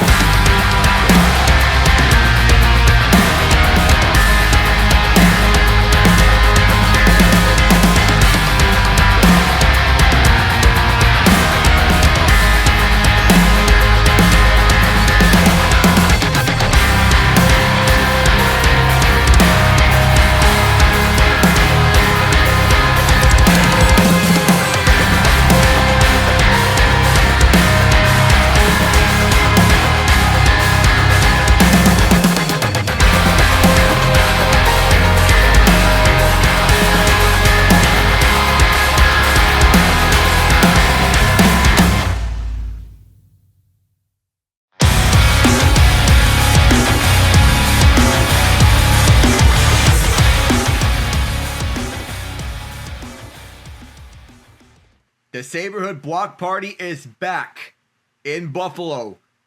The outdoor watch party is continuing on here at KeyBank Center. 4:30 left in this second period. The only goal belongs to Morgan Geekie. Jeremy Swayman's holding on to a shutout here. For north of 22 saves for Swayman. Yesterday was Freddie Anderson who had a shutout. The 6th of his playoff career. Last time we covered the Bruins, between me or John Knott, it was Game 7 between them and the Toronto Maple Leafs 2 years ago. Eastern Conference quarterfinals. Of course, Groundhog Day. Rasmus Dahlin is out there with Mattias Samuelsson. The third line of Benson, Norris, and Doan are out there for Buffalo. Tie up off the face-off. It comes loose. The Sabres try to poke it back over to Dahlin, but can't. Dahlin sends it in. First one back is Aspero. Moving it for McAvoy. Clearing it up space for the Bruins to get this one down the ice. Lindholm for Pasternak going one-on-one. Pasternak almost undresses Samuelson, but he lost the puck. Rasmus Dahlin goes the other way. Backhands it in deep, and it bounces to the far corner. Aspro dares, so was McAvoy. On the near quarter, or the near half boards rather. Attempt to clear, it goes all the way out. And the Sabres will restart with Dahlin resetting. 3:47 left in the second period. Sabres searching for a goal. They fired 24 times at Swayman. Long stretch pass at the far side. Here is a Kerwin drag shot stopped by Swayman. Arvidsson controlling this rebound puck as he is speeding up the ice. Return feed too far for Arvidsson. Power there to cut him away. Pavel Zacha to help. Behind the net, it is Thompson and Power tying up two Bruins, including Zacha and Arvidsson. Alex Tuck can't clear it out as it's held in by Zadorov. Going down low for Zacha from the far corner. Centering pass knocked away by one of the defenders. One-timer Zacha! And that's wide of Luukkonen. Kept in by a peak around for Arvidsson. Centering pass bounced off a body and is off of Luukkonen. Zacha on the keep. Centering pass went wide of Arvidsson. This is the best the Bruins have looked in this entire second period. Krebs takes it in. Peyton Krebs searching. And this goes back to Krebs. It's exits the zone. Three Bruins were in on Peyton Krebs as the restlessness continues. Fed up the far side. This will be wheeled around for Jason Zucker waiting for the puck. Return feed all the way back to Jack Quinn. Past Ryan McLeod. Zucker can't hold it. And neither can Stanley. 2-on-2 back the other way. It's Midson. He kept it. His shot blocked. And the Sabres will pick it back up. Glove down by Zucker. Drop pass. Missed Ryan McLeod. He is tangled up by James Higgins. Zucker tried to swipe it away. Long feed up the far side. Here's Husnudinov. Husnudinov gets double teamed and ridden of the puck. Stanley takes a ride along the wall by Minton. James Higgins gave it away. Buffalo gets it out. This is gloved down by Boston, only to turn it away to the Sabres. That puck deflects off the stanchion. The last playoff goal in which the Sabres have been involved in came from Brad Boyes in 2011 against the Philadelphia Flyers. Right off the boards on a curl and drag on the kick save by Tage from Jeremy Swayman off of Tage Thompson's curl and drag shot. That went off the boards. Faceoff will be at center ice. 5 shots for Thompson on 12:46 of ice time. As restlessness continues on. Faceoff win by the Sabres, but it'll roll back to their own zone. Jordan Greenway taps back. Up the far half boards, this gets set it up. The Sabres had to give it up because of a delayed offside. Lohrei picks it up. Mason Lohrei. Up the middle. This takes a bounce. Rush for the puck.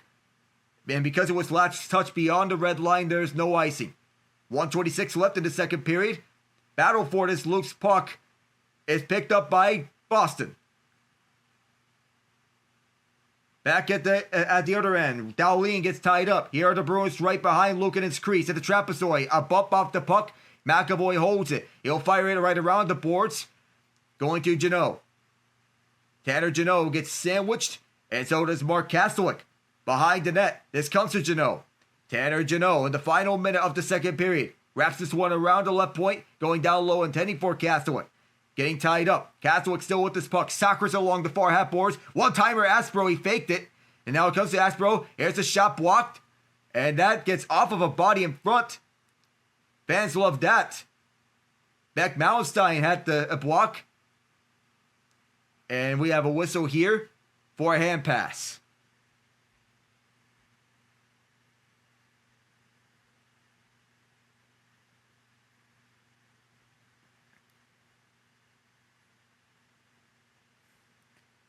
The Rockies just beat the Dodgers 9-6. While the Avalanche were having their game against the Kings, the Western Conference quarterfinals. 38.7 seconds left in the second period. And what a shot block from Beck Mallenstein. That was a warrior shot block. Another face-off win by the Bruins. Aspro's shot came at 93 miles an hour. This is held in by the Bruins, or rather Sabres. Fed back over to Owen Power. Looks for space. Power shot blocked. Another chance from the bottom of the left circle going around for Benson. Zach Benson looks back at the point. Hands off for Norris, left side. Norris shot! Oh! That changed direction, and Zadorov crushes his man! 8 seconds left as Norris holds it. Here's Josh Doan from behind the net. Doan comes back towards the right circle. Quick shot! Saves Swayman! 0.8 seconds left. Question is, how much time are the referees going to put back on the clock? And the second one is, will Lindy Ruff pull Luukkonen for the final seconds?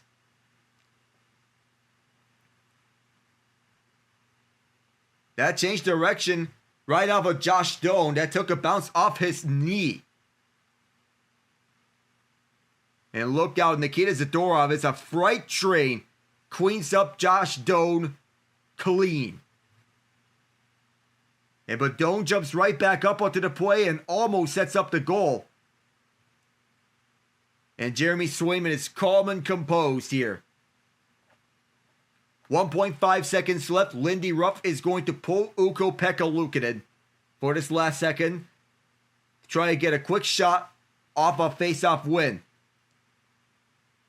And off the face-off, no goal, no shot. This ends the second period. Tage Thompson was setting up for a quick shot, and that didn't happen. The Bruins still lead 1-0, and Jeremy Swayman is standing on his head. We're scoreless in the second period. The Bruins had the lead 1-0. We'll be right back for the second intermission report. I am Alec Nava on the play-by-play, and we will return.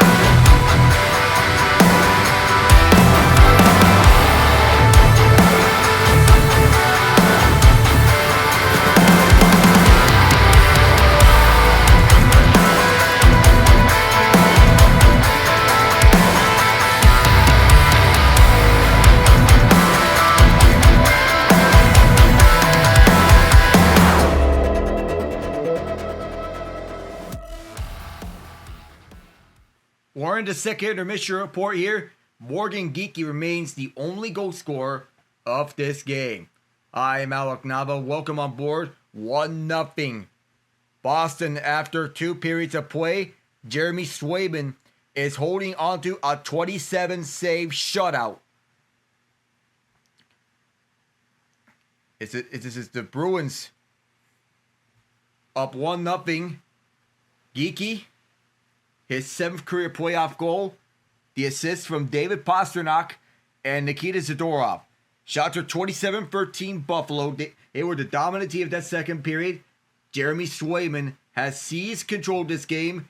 The one time I wish the puck went across the net was waved up because the Sabres pushed Swayman into the net. Hits 37-29 Buffalo. Faceoffs won 22-19 Bruins. Both teams are combined 0 for 5 on the power play. 3 of those chances came from Boston. Blocked shots 9 apiece. Giveaways 12-9 Buffalo. Takeaways are 5-1 Buffalo as well. Those are stats here. And as we mentioned, Yuri Slafkovsky, a hat trick in Game 1 between the Canadiens and the Lightning. Tampa Bay has now lost 7 consecutive playoff overtime games, dating back to the 2022 Stanley Cup Final. Slafkovsky's 3 goals all came on the power play. Both Montreal and Tampa combined for 5 power play goals. And the 2 Tampa power play goals came from Darren Radish and Brandon Hagel. Hagel doesn't score a lot on the power play, but here he scored a pair of goals. So as we mentioned, it's Slafkovsky from Demidov and Caulfield, Slafkovsky from Caulfield Suzuki, Slafkovsky from Hudson and Suzuki, officially. The final tallies of that game, 23-19 shots on goal in favor of the Bolts. Hits are 44-42 Bolts. Faceoffs are 36-23 Habs. The Bolts are 2 of 5 on the power play as opposed to Montreal's 3 of 5. Block shots 17-10 Habs. Takeaway 7-6 Bolts. Giveaway 16-9. So the Canadiens have been much better on the power play than they were at 5-on-5. You have to rely on 5-on-5 when it comes to playoffs. To go on to the NBA, we'll have a recap of yesterday's games. The Cleveland Cavaliers blew the doors off the Toronto Raptors in Game 1. Donovan Mitchell with 32 points. Well, James Harden had 22 points and 10 assists in that game. Evan Mobley with 17 points, 7 rebounds. And off the bench, Max Strus with 24 points, changed his jersey number from number 1 to number 2. They countered the 24 from R.J. Barrett. It's 21 from Scotty Barnes, 17 from Jamal Shad. 116-105, the final between the Denver Nuggets and the Minnesota Timberwolves yesterday. Nikola Jokic with a triple-double of 25 points, 13 rebounds, and 11 assists. 30 points from Jamal Murray, 7 assists, 5 rebounds. To lift the Nuggets, that overcame the 22 points of Anthony Edwards. And remember, the Timberwolves had double figures, but so did every member of the Nuggets. And the Nuggets were more effective in that regard. The New York Knicks outlast a challenge from the Atlanta Hawks. 113-102, and the Los Angeles Lakers, without Luka Doncic and Austin Reeves, beat out the Kevin Durant-less Houston Rockets by a final score of 107-98. And it looked very auspicious the way things were done. However, when you get the job done, you get it done. And the next game, leading the way was Karl Anthony Towns with 25 points, 8 rebounds, 4 assists. Adding on to Jalen Brunson's 28 points, 5 rebounds, 7 assists. Towns added 3 blocks to the game. That outlasted the 26 points in CJ McCollum. He had 5 turnovers as well. Dyson Daniels finished with 11 assists and 3 steals. And in the Lakers win over the Rockets, Luke Kennard with 27 points, 4 rebounds, 3 assists. LeBron James had 19 points, 8 rebounds, 13 assists. He was technically the point guard of this team. DeAndre Ayton with 19 points, 11 rebounds. On the other end, Alperen Sengun had 19 points, 8 rebounds, 6 assists. Kevin Durant suffered a right knee contusion before the series, also suddenly. Back to the drawing board for the Rockets. The 4 games have already concluded here in the NBA playoffs today. The Boston Celtics blow out the Philadelphia 76ers, who are without Joel Embiid due to injury, and leading the way are the Jays. Jason Tatum with 25 points, 11 rebounds, and 7 assists. Jaylen Brown with 26 points, 4 rebounds, and 3 assists. Each had 2 steals. On the other way was Tyrese Maxey with 21 points and 8 assists for the Sixers in what has been a pitiful day for them. The Oklahoma City Thunder rout the Phoenix Suns 119-84. Shai Gilgeous-Alexander 25 points. And much of this scores has been on free throws. Take the Thunder's free throws away, they still win 98-84. 7 assists for SGA. Chet Holmgren with 16 points, 7 rebounds, 2 assists. Jalen Williams, 22 points, 7 rebounds, 6 assists. And the Suns' high scorer, Devin Booker, 23 points, 6 rebounds, 2 assists. In that game, they had only 3 double-digit scorers: Booker, Dylan Brooks, and Jalen Green. And so did the Thunder, took them with at least 20 points. And no one else on the Suns has reached double digits, though, and very rarely you see that. The Orlando Magic shocked the Detroit Pistons 112-101. Upset led by Paolo Banchero, 23 points, 9 rebounds, 4 assists. Franz Wagner with 19 points, 5 rebounds, 4 assists. And well, for the Pistons, they have only 2 players in double figures. Cade Cunningham, 39 points on 13 of 27 shooting, 5 rebounds, 4 assists. Tobias Harris was the only other Piston with double figures, 17 points, 6 rebounds, 3 assists. Jalen Duren was particularly disappointing, 8 points, 7 assists. 3 turnovers on that game.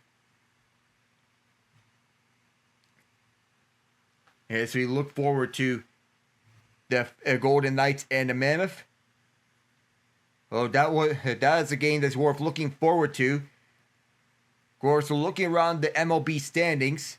The Philadelphia Phillies and New York Mets have been ailing. The Phillies are 8-12. The Mets are on an 11-game losing streak, 7-15. The Los Angeles Dodgers and the San Diego Padres are the battle in the NL West. Dodgers are 15-6. Padres 15-7. They are a half game back of the Dodgers. The Colorado Rockies are the first team to defeat the Dodgers in consecutive games this season. As we look at the top of the NL Central, which is maximum chaos, the Cincinnati Reds and the St. Louis Cardinals have negative run differentials, yet are first and second in the NL Central. The Pittsburgh Pirates, 13-9, with a plus 25 run differential. In the AL West, the New York Yankees, 13-9, leading the AL. And every team in the AL West has a worse win percentage this season than Tyler Reddick of the NASCAR Cup Series, who won his 5th race of the season at Kansas Speedway, outlasting Kyle Larson. He went from 4th in the overtime. It was 2 laps to go in the first lap of overtime, to winning the race. Lost a lot of momentum. Well, that's going to do it for the second intermission. I'm Malik Nava. We'll see you for the third period.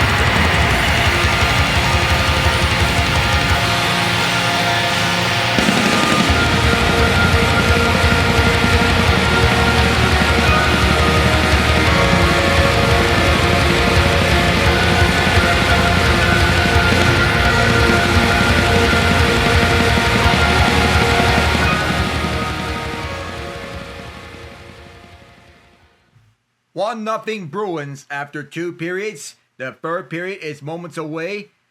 Ryan McLeod pitches on the far side, or rather near side, right behind Jeremy Swayman's back, as Swayman was focused on the far side of the ice.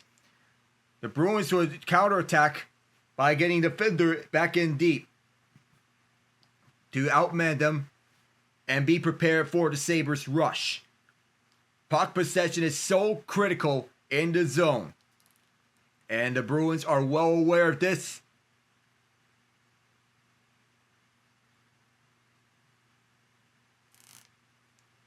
They have to take care of the paint. Of course, they have to not make illegal contact with any of the Bruins. That means interference penalties for the matter. They have to play smart, and they need to be here they need to be in it for these next 20 minutes. It is the first game, and Buffalo has been mostly quiet. They've had not a lot to cheer about here in this game. The team that scored first in this year's playoffs, as we're underway here, the team that scored first in this year's playoffs is 5-0. Geeky, his 7th career playoff goal, 39 in the regular season. That's a career high. Off the foot race, Peyton Krebs arrives simultaneously with Charlie McAvoy. Krebs goes down, Thompson there as he's looking to hold it. Tage Thompson, bouncing puck, went off of what I believe was Jack Quinn as Pavel Zacha holds the left point. Zacha, curl and drag, fires! And that's wide, bounced off a leg. Held in by Aspro briefly, and the Sabres will recollect. Alex Tuck will send us in deep. On the other way, this is McAvoy. Luka will let this one fly for Power. Power pinning his man behind the net. And this gets tugged out by David Pastrnak over to Nikita Zadorov. Right point over to Andrew Peeke. Long shot, bouncing puck away from Morgan Geeky. Good job by the Sabres to not have him get a wide open chance. Elias Lindholm brings it back over to Peeke. Chips it over behind the net. Pastrnak out in front! Off the post! Rebound, score!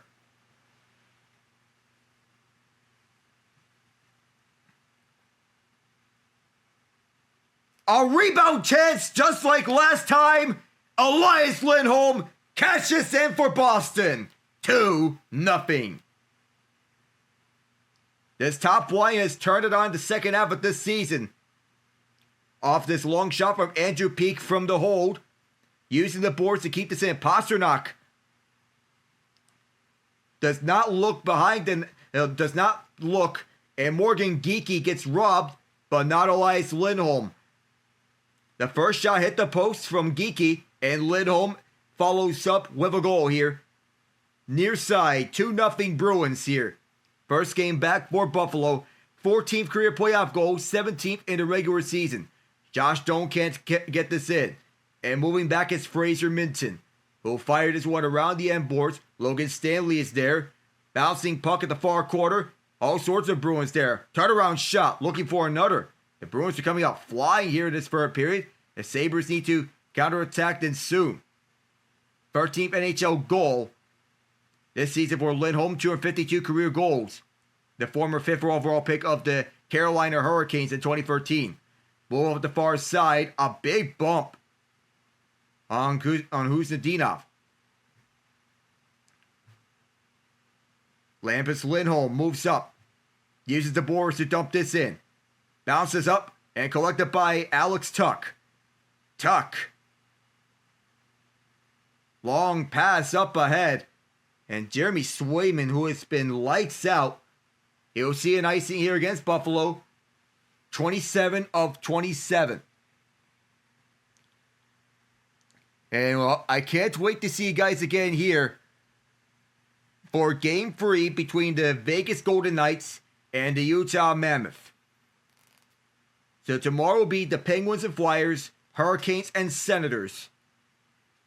For the early games, Wild and Stars, Oilers and Ducks for the late games. The Oilers and Ducks will have their first game played on the nightcap game. Josh Dunn is out on the ice, so everybody has to get set.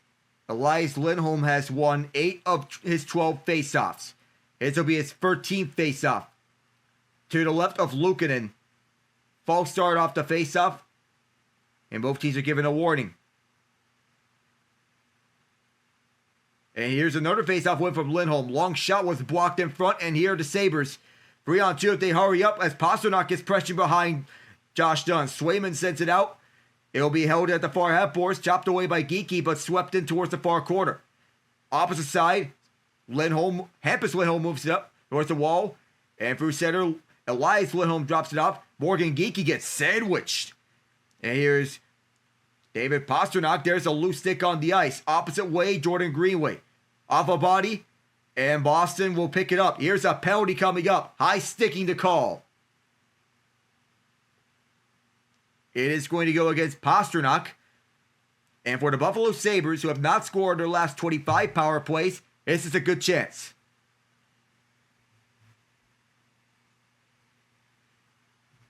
It's been the ups and downs of the man advantage for the Sabres. Their first one was good. Second one, all right. But the last one was dreadful. It is a slashing penalty as David Pastrnak will sit for 2 minutes. Going to adjust his skates. We'll see if the Sabres can capitalize on the man advantage. They're 0 for 3 so far, as it's cleared out all the way down. 1:55 showing on this power play clock. Rasmus Dahlin, Norris Trophy contending defenseman, moves up for Jack Quinn and then drop back for Tage Thompson. Thompson hands off for Quinn and then back for Thompson. To the left point, this takes a bounce. Blocked by a Bruin, Castlewick clears. That was Castlewick who blocked that off the pass. Fraser Minton watches, and Dahlin almost intercepted on the drop pass as Zucker will play this one up. Swayman in the way. McAvoy goes down, so do several players. Bowling pins all over the ice. And just like the last power play, Boston has been the better team on special teams. The penalty kill has been excellent. Bowen Byram in control. Looks, drops. Ryan McLeod leading the second unit. McLeod up the far side for Zach Benson, gets shoved off. One Bruin goes down. Bowen Byram's on the hold. Here's Benson closing in. McLeod doesn't shoot it. Up front. Nobody in the slot to get the rebound. And a good elevated clear by the Boston Bruins. Some boos here in Buffalo as Bowen Byram controls.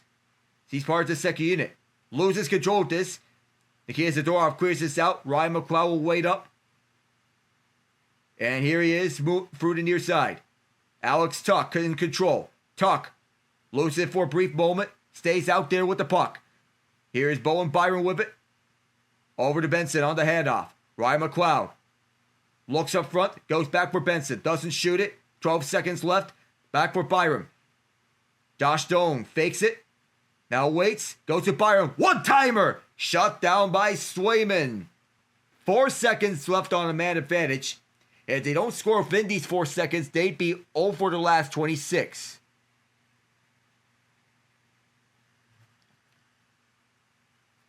Swayman pays attention to his puck the entire way as he tracks it down through. He finds the puck and takes a quick look and observes where the puck is going to go. Takes the next movement. And he takes a view and scans around the ice. 4 seconds left on the man advantage. Tie up. Boston wins the faceoff and they clear it out for this last one. 0 for the last 26 indeed. Another successful penalty kill by the Bruins as this bouncing puck reaches the Bruins. This is going to be icing against Buffalo. And the Sabres are one of the worst faceoff teams in the NHL.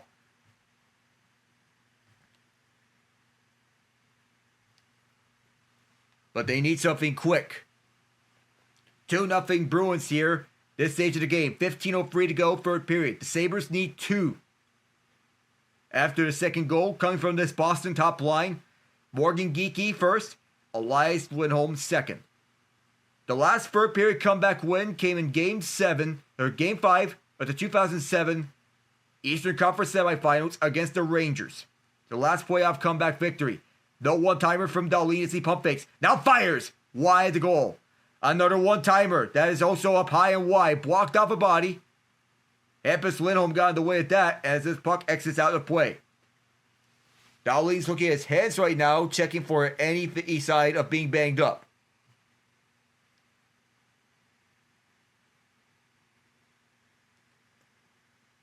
Jason Zucker hurting here.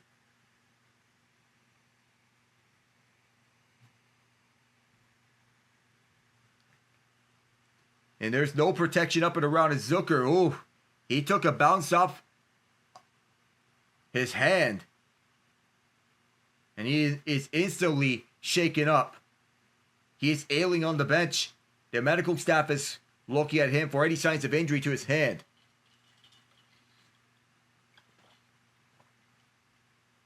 Well, sitting right next to Rob Ray. Ice level. Fired inside by Boston. Bouncing puck could not be picked up by Aspro. McAvoy trying to help him out. Another bouncing puck goes back towards the point. Here's a long shot blocked in front. Kept in by Timmins. Intending for Tuck. McAvoy on the scoop. Tuck kept it for a moment. The Bruins pick it up. Aspro clears it all the way down. Victor Arvidsson gets sandwiched. And Logan Stanley away from the approaching Bruin. That is Zaka. Arvidsson delivers this one back. Bouncing up and around as this will be scooped up by Boston one more time. Arvidsson wearing number 71 as opposed to 38, his original number with the Nashville Predators. Owen Power with it, right behind the crease, as with one of the Bruins in pursuit. Sent up the ice with speed is Josh Doan. Throws one towards the net. Oh my goodness! And Swayman had to make an auspicious save on that. An innocent looking shot almost squeezed by Jeremy Swayman, and he keeps his shutout preserved. 13:38 left in the third. We'll return in a moment.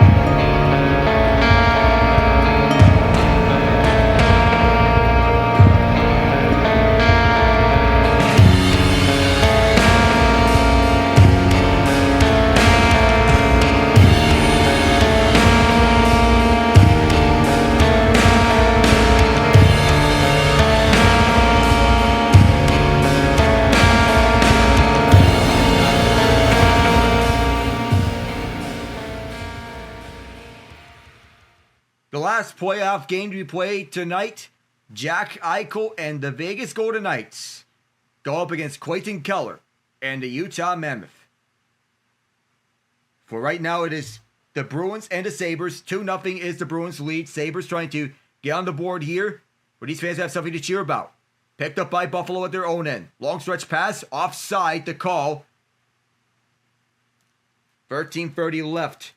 Alex Tuch wanted to jump ahead to that play, but there was already someone ahead.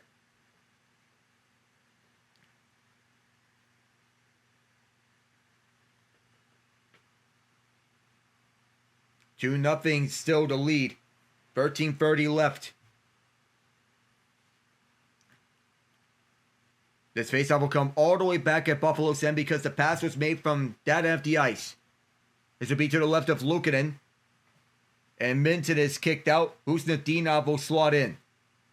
Won by Husnudinov. Here's Higgins, a shot. Glove down by Luukkonen. And he'll cover. James Higgins looking for his first career playoff goal. To stand out with the Boston College Eagles. On those teams with Gabe Perreault, Ryan Leonard. It's hard to say that he won't make an impact. He's a 7th overall pick for a reason. False start off the faceoff. It's very rare that we get a faceoff violation penalty. Marco Sturm and the Bruins going on the road and stealing home ice advantage in Game 1 would be something that which the Bruins would reap the benefits of. With the bigger team, with the Sabres, they're a more well-rounded team. James Higgins on the ice once again. This time the Sabres win the faceoff. Owen Power moves up the far side. Here's Jack Quinn moving down with speed. He'll send it to the far corner. First one back is Peak. Hands it off over to Zadorov. And the Bruins try to send this one all the way through. They do. Bowen Byram beats out Higgins to the puck. Bowen Byram with it. Up the far side. This takes a bounce off a stick. Recollected by Corrali. And too fast there. Husnudinov on the way back. Husnudinov moving in. Kick save Luukkonen. There was a stick it away to adjust that shot angle. Sean Corrali. Moving back the other way for Lori. Mason Lori. McLeod's on him. Corrali. Tried to center this one up. There was a Sabre in the way. Bowen Byram skips past one Bruin. That's Mark Kasowik. Slowly walking his way up is Rasmus Dahlin. He'll flip it around the end boards. Want the Bruins there to chop that pass away. And this is Buffalo with it again. Rasmus Dahlin will try again. Up the far side one more time. And the Sabres will take this one inside down the middle. Sent it to the near corner. Mason Lori sweeps it away. It'll be held in by Dahlin. Dahlin walks the point. Dahlin of a long shot blocked in front. Samuelson collects it. The near corner. Checked up by Mark Kastelik. Needing some help. The Bruins sweep it away. And they'll stitch it out. Tanner Janot across the ice for Lori. Lori stops. Bouncing puck goes to Kastelik. One-on-one he comes. Waiting for some help. Kastelik. Dahlin's down on him. And the Sabres take it away with Alex Tuch. Tuch up the middle down the near side. Tuch to the net. Sharp angle shot went wide. Just held in at the point, but is carried out by Buffalo. Connor Timmins had it off a stick. Tage Thompson keeps it in. The pass blocked off by the Bruins. Geeky and Elias Lindholm with the goals. As it's flipped on down low. Logan Stanley drops it off. Here's Connor Timmins. Up for Peyton Krebs. The top line out there for the Sabres. Alex Tuch. Jonathan Aspro's there. Swept away over to the right side. Held in by the Sabres. David Pastrnak cut that off. Comes up the center ice. And it's restarting with this is Stanley. Logan Stanley. Waits with this puck. Fans are getting anxious here. As the Sabres are killing some more time off. Up the middle. The Bruins do not get the icing call. This is Josh Dunn playing this one loose. Foot race for the puck. Jordan Greenway jams it out. Turnaround shot went wide. Beck Mallenstein had it. Bowen Byram on the hold. This is up the far half boards. Arvidsson there. So is Dunn, Peak, and Zaka. Puck comes loose for Byram as he controls it. Here's Owen Power, long shot. Kick save Swayman. Has turned away. 29 saving the game for Swayman. Mishandled pass for Byram. And the fans who are already restless here, they are even more restless now as Swayman is stealing this game. Second in the NHL. Expected goal saved above expectation. Jordan Greenway there to level his man. Here's Josh Dunn with it. Going across for McMallenstein. Racing in to keep it. It's Owen Power. Stick lift from Husnudinov. And around the near corner, Hampus Lindholm. Gives it to Mason Lohrei. Lifts this one out. Bouncing puck is kept in by the Sabres momentarily before the Bruins get it up. Husnudinov sends it down. Settled down by Zucker. Who'll touch up and deliver it back. Past the halfway mark of this third period. The Sabres avoiding to get shut out here by the Bruins. And Charlie McAvoy picks it back up. Bouncing puck behind the net. Scoped up by Jack Quinn. Checked up by Jonathan Aspero. Moved at the far half boards. Rolling puck exits the zone. And the first one back is Matthias Samuelsson. Has David Pastrnak on his face. And this exits out to center ice. Charlie McAvoy with the first touch. He'll get it from Aspero. 9 minutes left here in the third period. And the fans, well, don't have a lot to cheer about. Getting more restless here. 9:05 to go. And Charlie McAvoy still holding on to this puck. Comfortable killing off time. Boston moves it up. The Sabres settle this one down. Backhands up. And here come the Sabres here. Josh Doan. Quick shot. Saves Swayman. And he gets run into. Peyton Krebs crashes into him. That stops play with 8:50 left in the third period.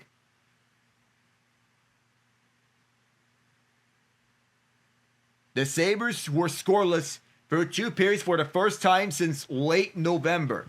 That was before the Kevin Adams firing. They have 8 minutes and 50 seconds to figure things out in game 1.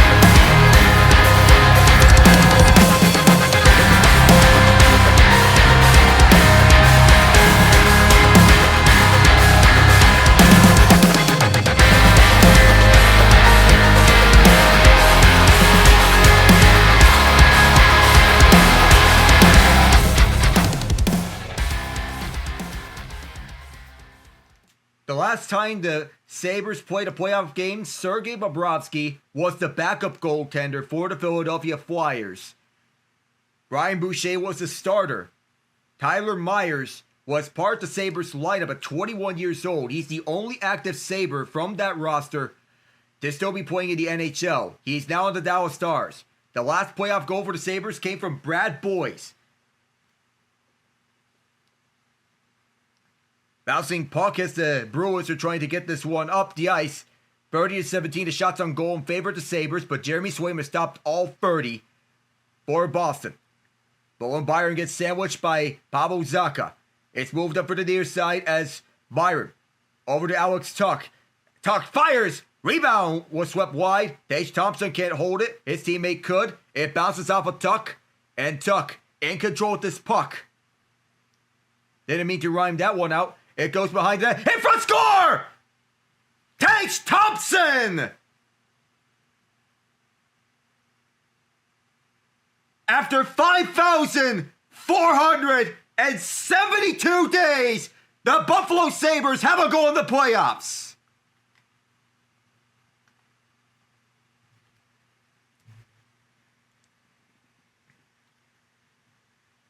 You speak of dynamite, that's Tage Thompson. The puck came loose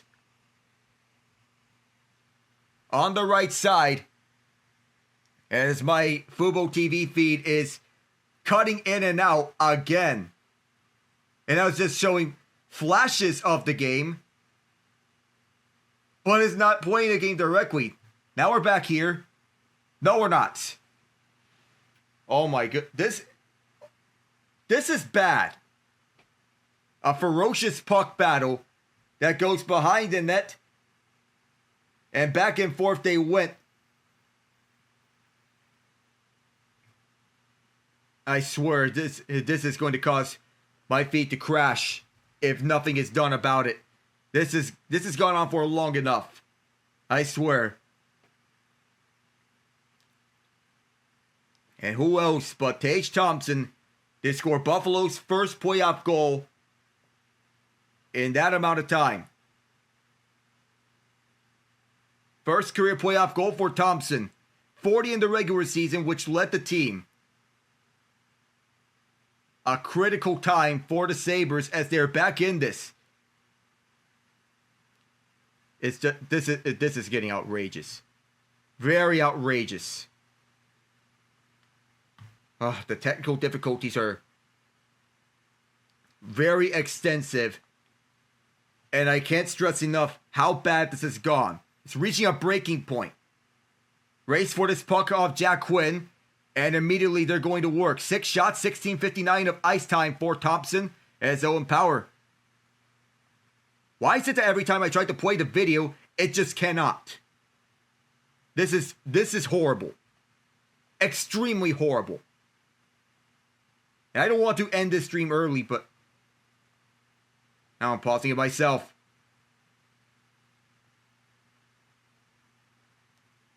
Ukko-Pekka looking over save. And I can't stress enough on how bad this is going. Very bad. I might even have to switch browsers for this matter. So we'll get the stoppage for the moment. Ugh.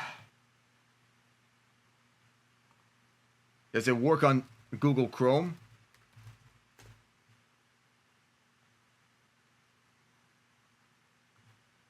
Oh my goodness. I cannot believe this.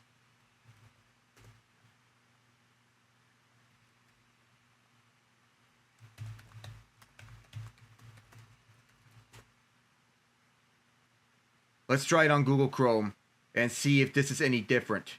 Because this is going on for long enough. These technical difficulties. I assure you might be the same thing. So help me. If this continues on, I might even flip. Yes, it's still continuing.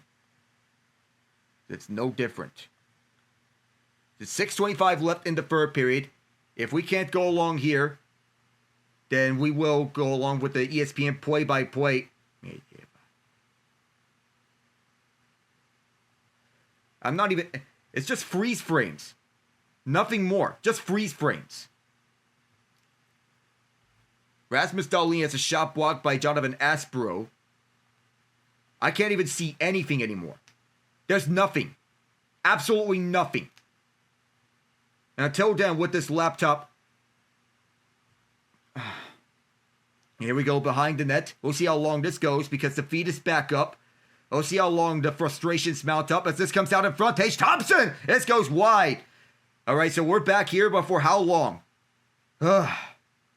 Long shot. That bounced off of Peyton Krebs. Rasmus Dahlin had the last shot.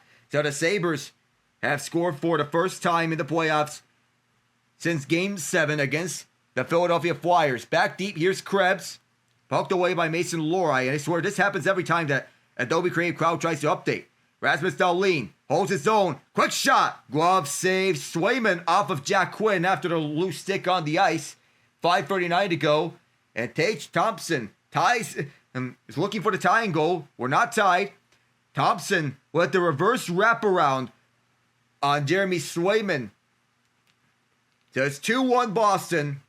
The fans are pumped up here. They finally have something to cheer about. We'll be right back.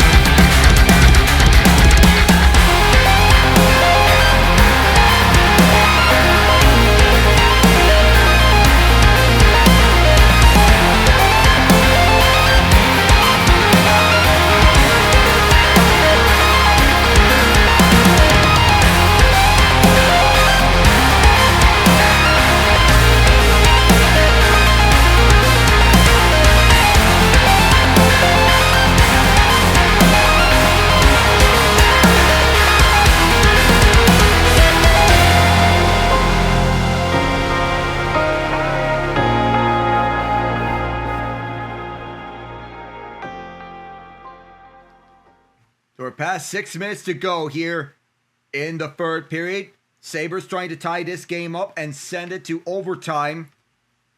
Pending another goal here after set tying goal.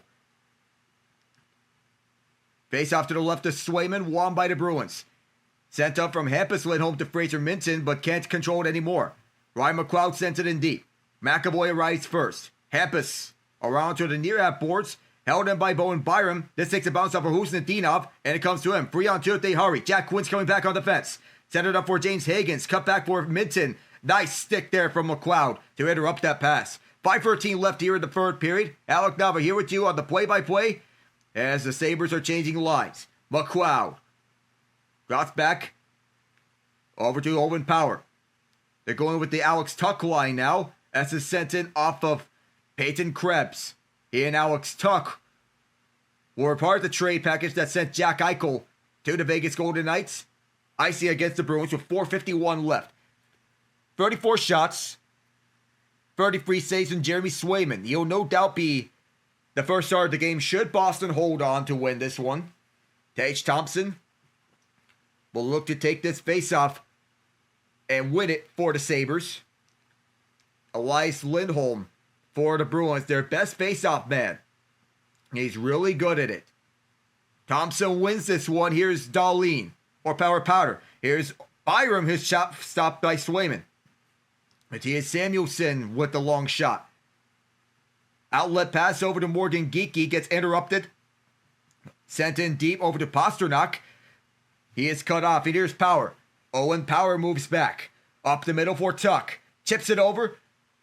Over to Matthias Samuelsson. His shot stopped. Rebound in front. And stopped by Swayman as well. Another shot from Tuck. Thompson there. Gets it back. Thompson. He scores!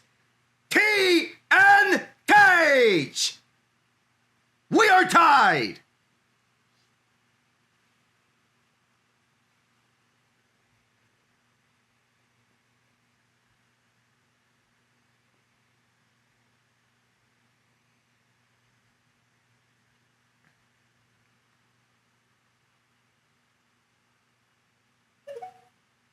Are they going to look at something here to check if there was nothing wrong with it? The breakout pass from Owen Power to Alex Tuck. He sets up Peyton Krebs to the side of the net. The initial shot was stopped. And Andrew Peeke could not clear it. Held in by a Alex Tuck behind the net.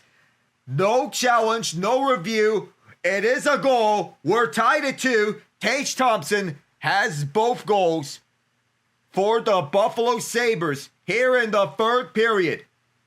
His first career playoff game, 2 goals, and we're tied here with less than 4 minutes to go. Glad you're rejoining here, Ian. 2 goals in 3:42 for T and Tage Thompson. Yeah, like I've had the game on in the background. I had some things to take care of that around the house. But man, I'm glad I joined back. It's such a good time. Tage Thompson. There is a reason why I have been saying throughout the season that man is an MVP candidate, and we just saw why. Bringing Buffalo back from the brink of death in Game 1 and tying it in under 4 minutes of game time. And you know, Ian, it's not a Buffalo Sabres game without chaos here. We have several players involved in a shoving match that don't have their helmets. Connor Timmins had his helmet off. Zach Benson had his helmet off. Mark Kastelik had his helmet off. What's missing here, Ian? If we have a pair of players dropping the gloves, we need a fight here. Someone to fire up this crowd. Something, yeah. Now the question is Boston getting a power play out of this? Well, the first punch was thrown by Tanner Jeannot on Logan Stanley, trying to see who they're going to announce the penalties on. Who's 52 of Boston? That is Sean Corrali. That's his second stint with the Bruins. Okay, so we're getting 5-on-5 time. Where 2 players on the Sabres are in the box. 2 players on the Bruins are in the box. So it's coincidental minors. Corrali and Kastelik, both for the Bruins. And for the Sabres are Benson and Timmins. Oh, Connor Timmins. And that's a familiar name in the eyes of Colorado fans.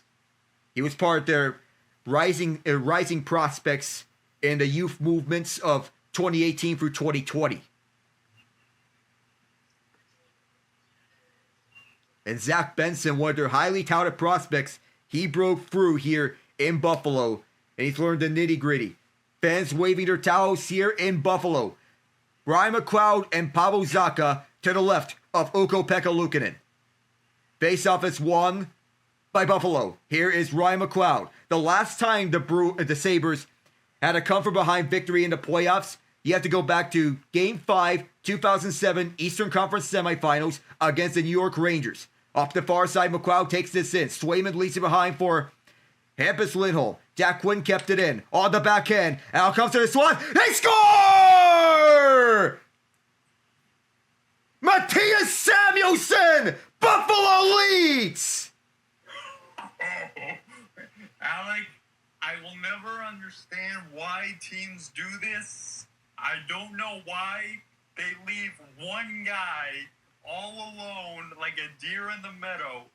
Samuelsson had enough time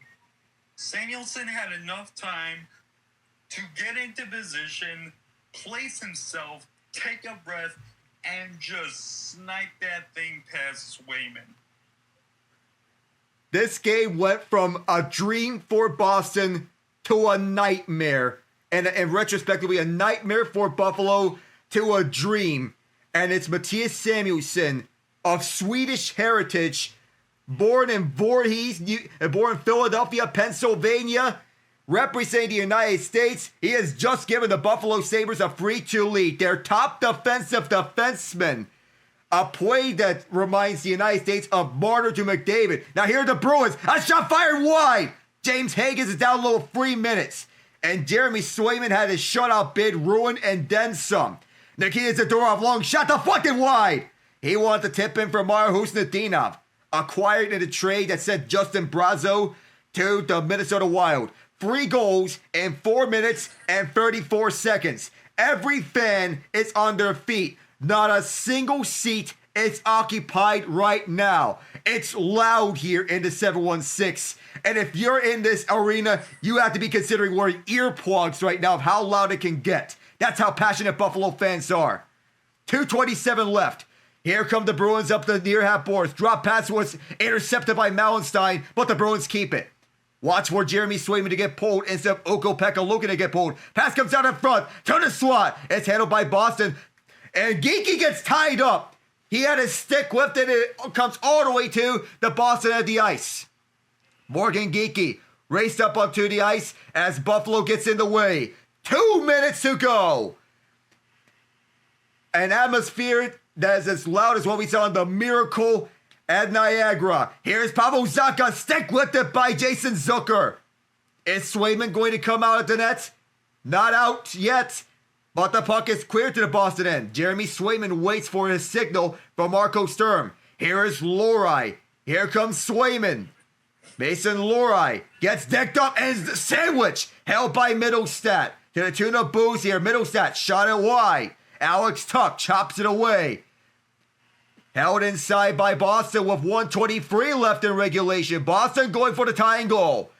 They once led 2-0. They're down by 1 goal. 3-2. The Sabres get it out. Here is Alex Tuch. Icebreaker! From dead to more than alive.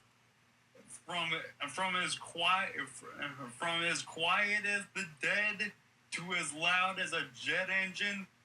Buffalo Sabres fans, enjoy this. You've earned it. And absolutely go crazy. Buffalo, we are with you. I know, Alec, your job is to be unbiased. So our job is to be unbiased, but nobody can deny right now. This is a special moment in hockey history. From the brink of death to 4 goals all in the second half of this third period. What a comeback here for the Buffalo Sabres, and how fitting that it was Alex Tuch who capped it off. One of the only players on the team to have Stanley Cup Finals experience. He was on the Vegas team that made it to the finals in 2018. He knows what it's like. He's been there and done that before. Last minute of the third period. Ukko-Pekka looking to place this out. And I know Stars fans may remember this, but it could be shades of the Mikko Rantanen revenge game as this shot goes wide at the vacant cage. And I know I've been having technical difficulties with my laptop, but at this point, who gives a you-know-what? Let it freeze here in Buffalo. All the momentum that Boston has been sapped out of their grasp.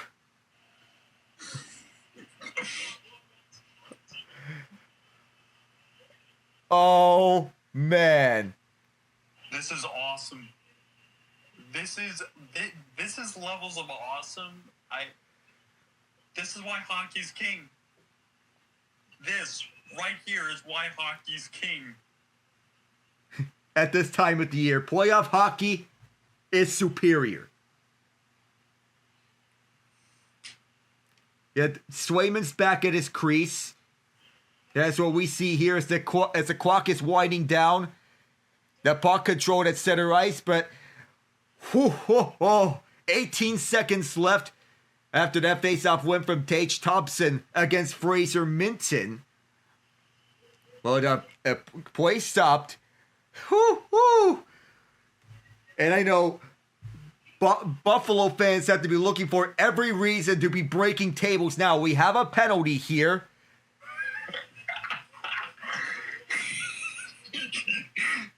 Thompson for tripping. Of course, it isn't Buffalo about broken tables. You know, we see this with the Bills all the time, but I implore Sabres fans, carry that tradition. Oh, man. So Boston will get a power play, but this will not matter anymore. There is a face-off. And as the clock winds down, all the way down to triple zeros, the Buffalo Sabres, well, not before the Bruins get a goal on the power play.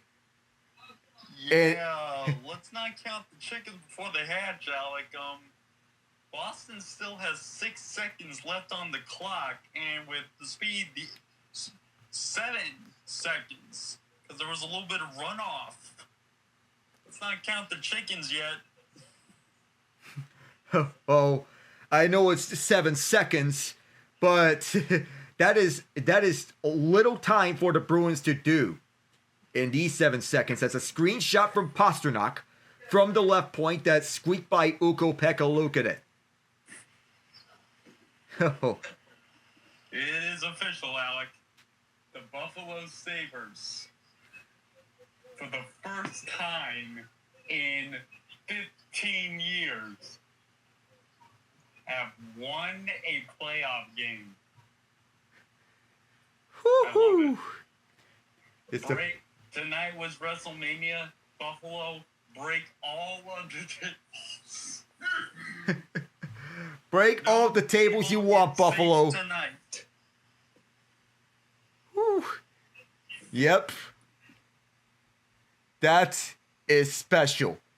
The tone setter, tone set. And of course, our play as after the playoffs, I would like to name a player of the game for each playoff game that would go.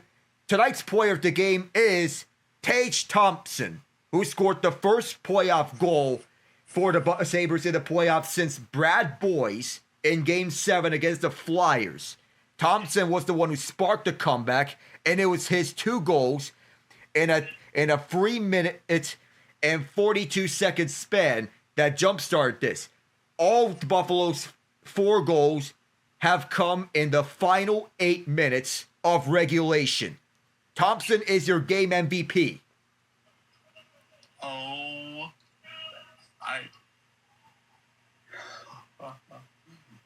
Alec. This is why we do what we do, folks.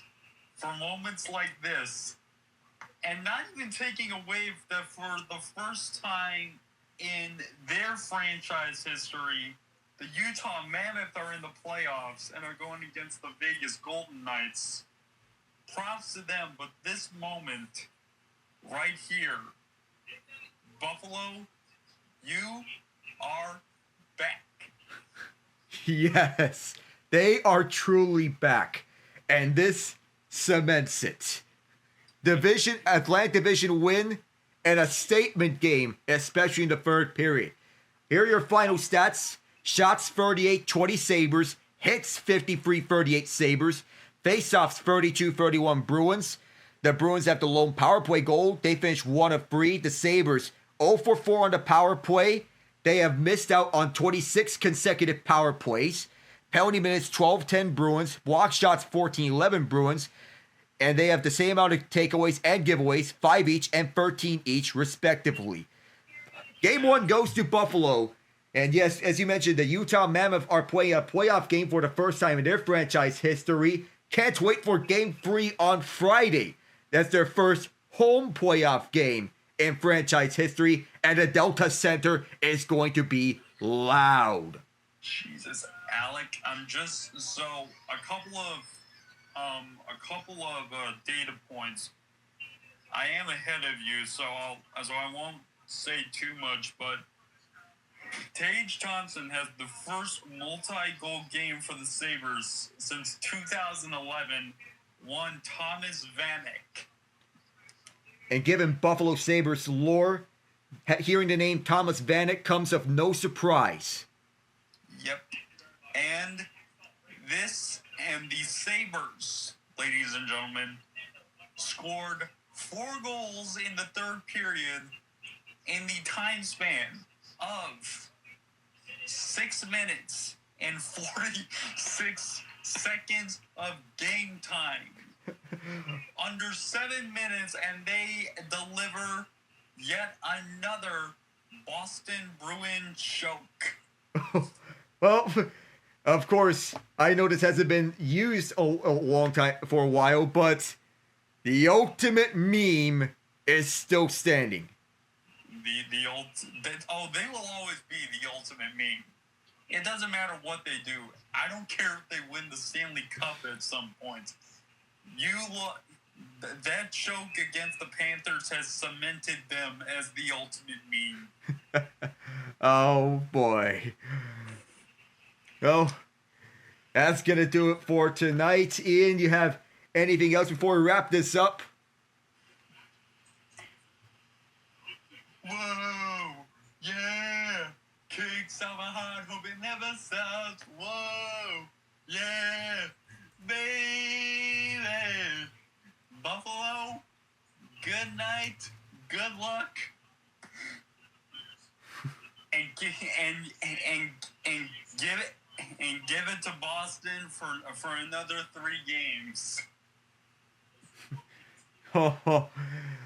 Let's see what happens here the rest of this series. But what a comeback by the Buffalo Sabres. Game 1, Eastern Conference quarterfinals. We didn't see overtime here, but overtime need not apply, even for Yuri Slafkovsky's heroics for Montreal against Tampa Bay.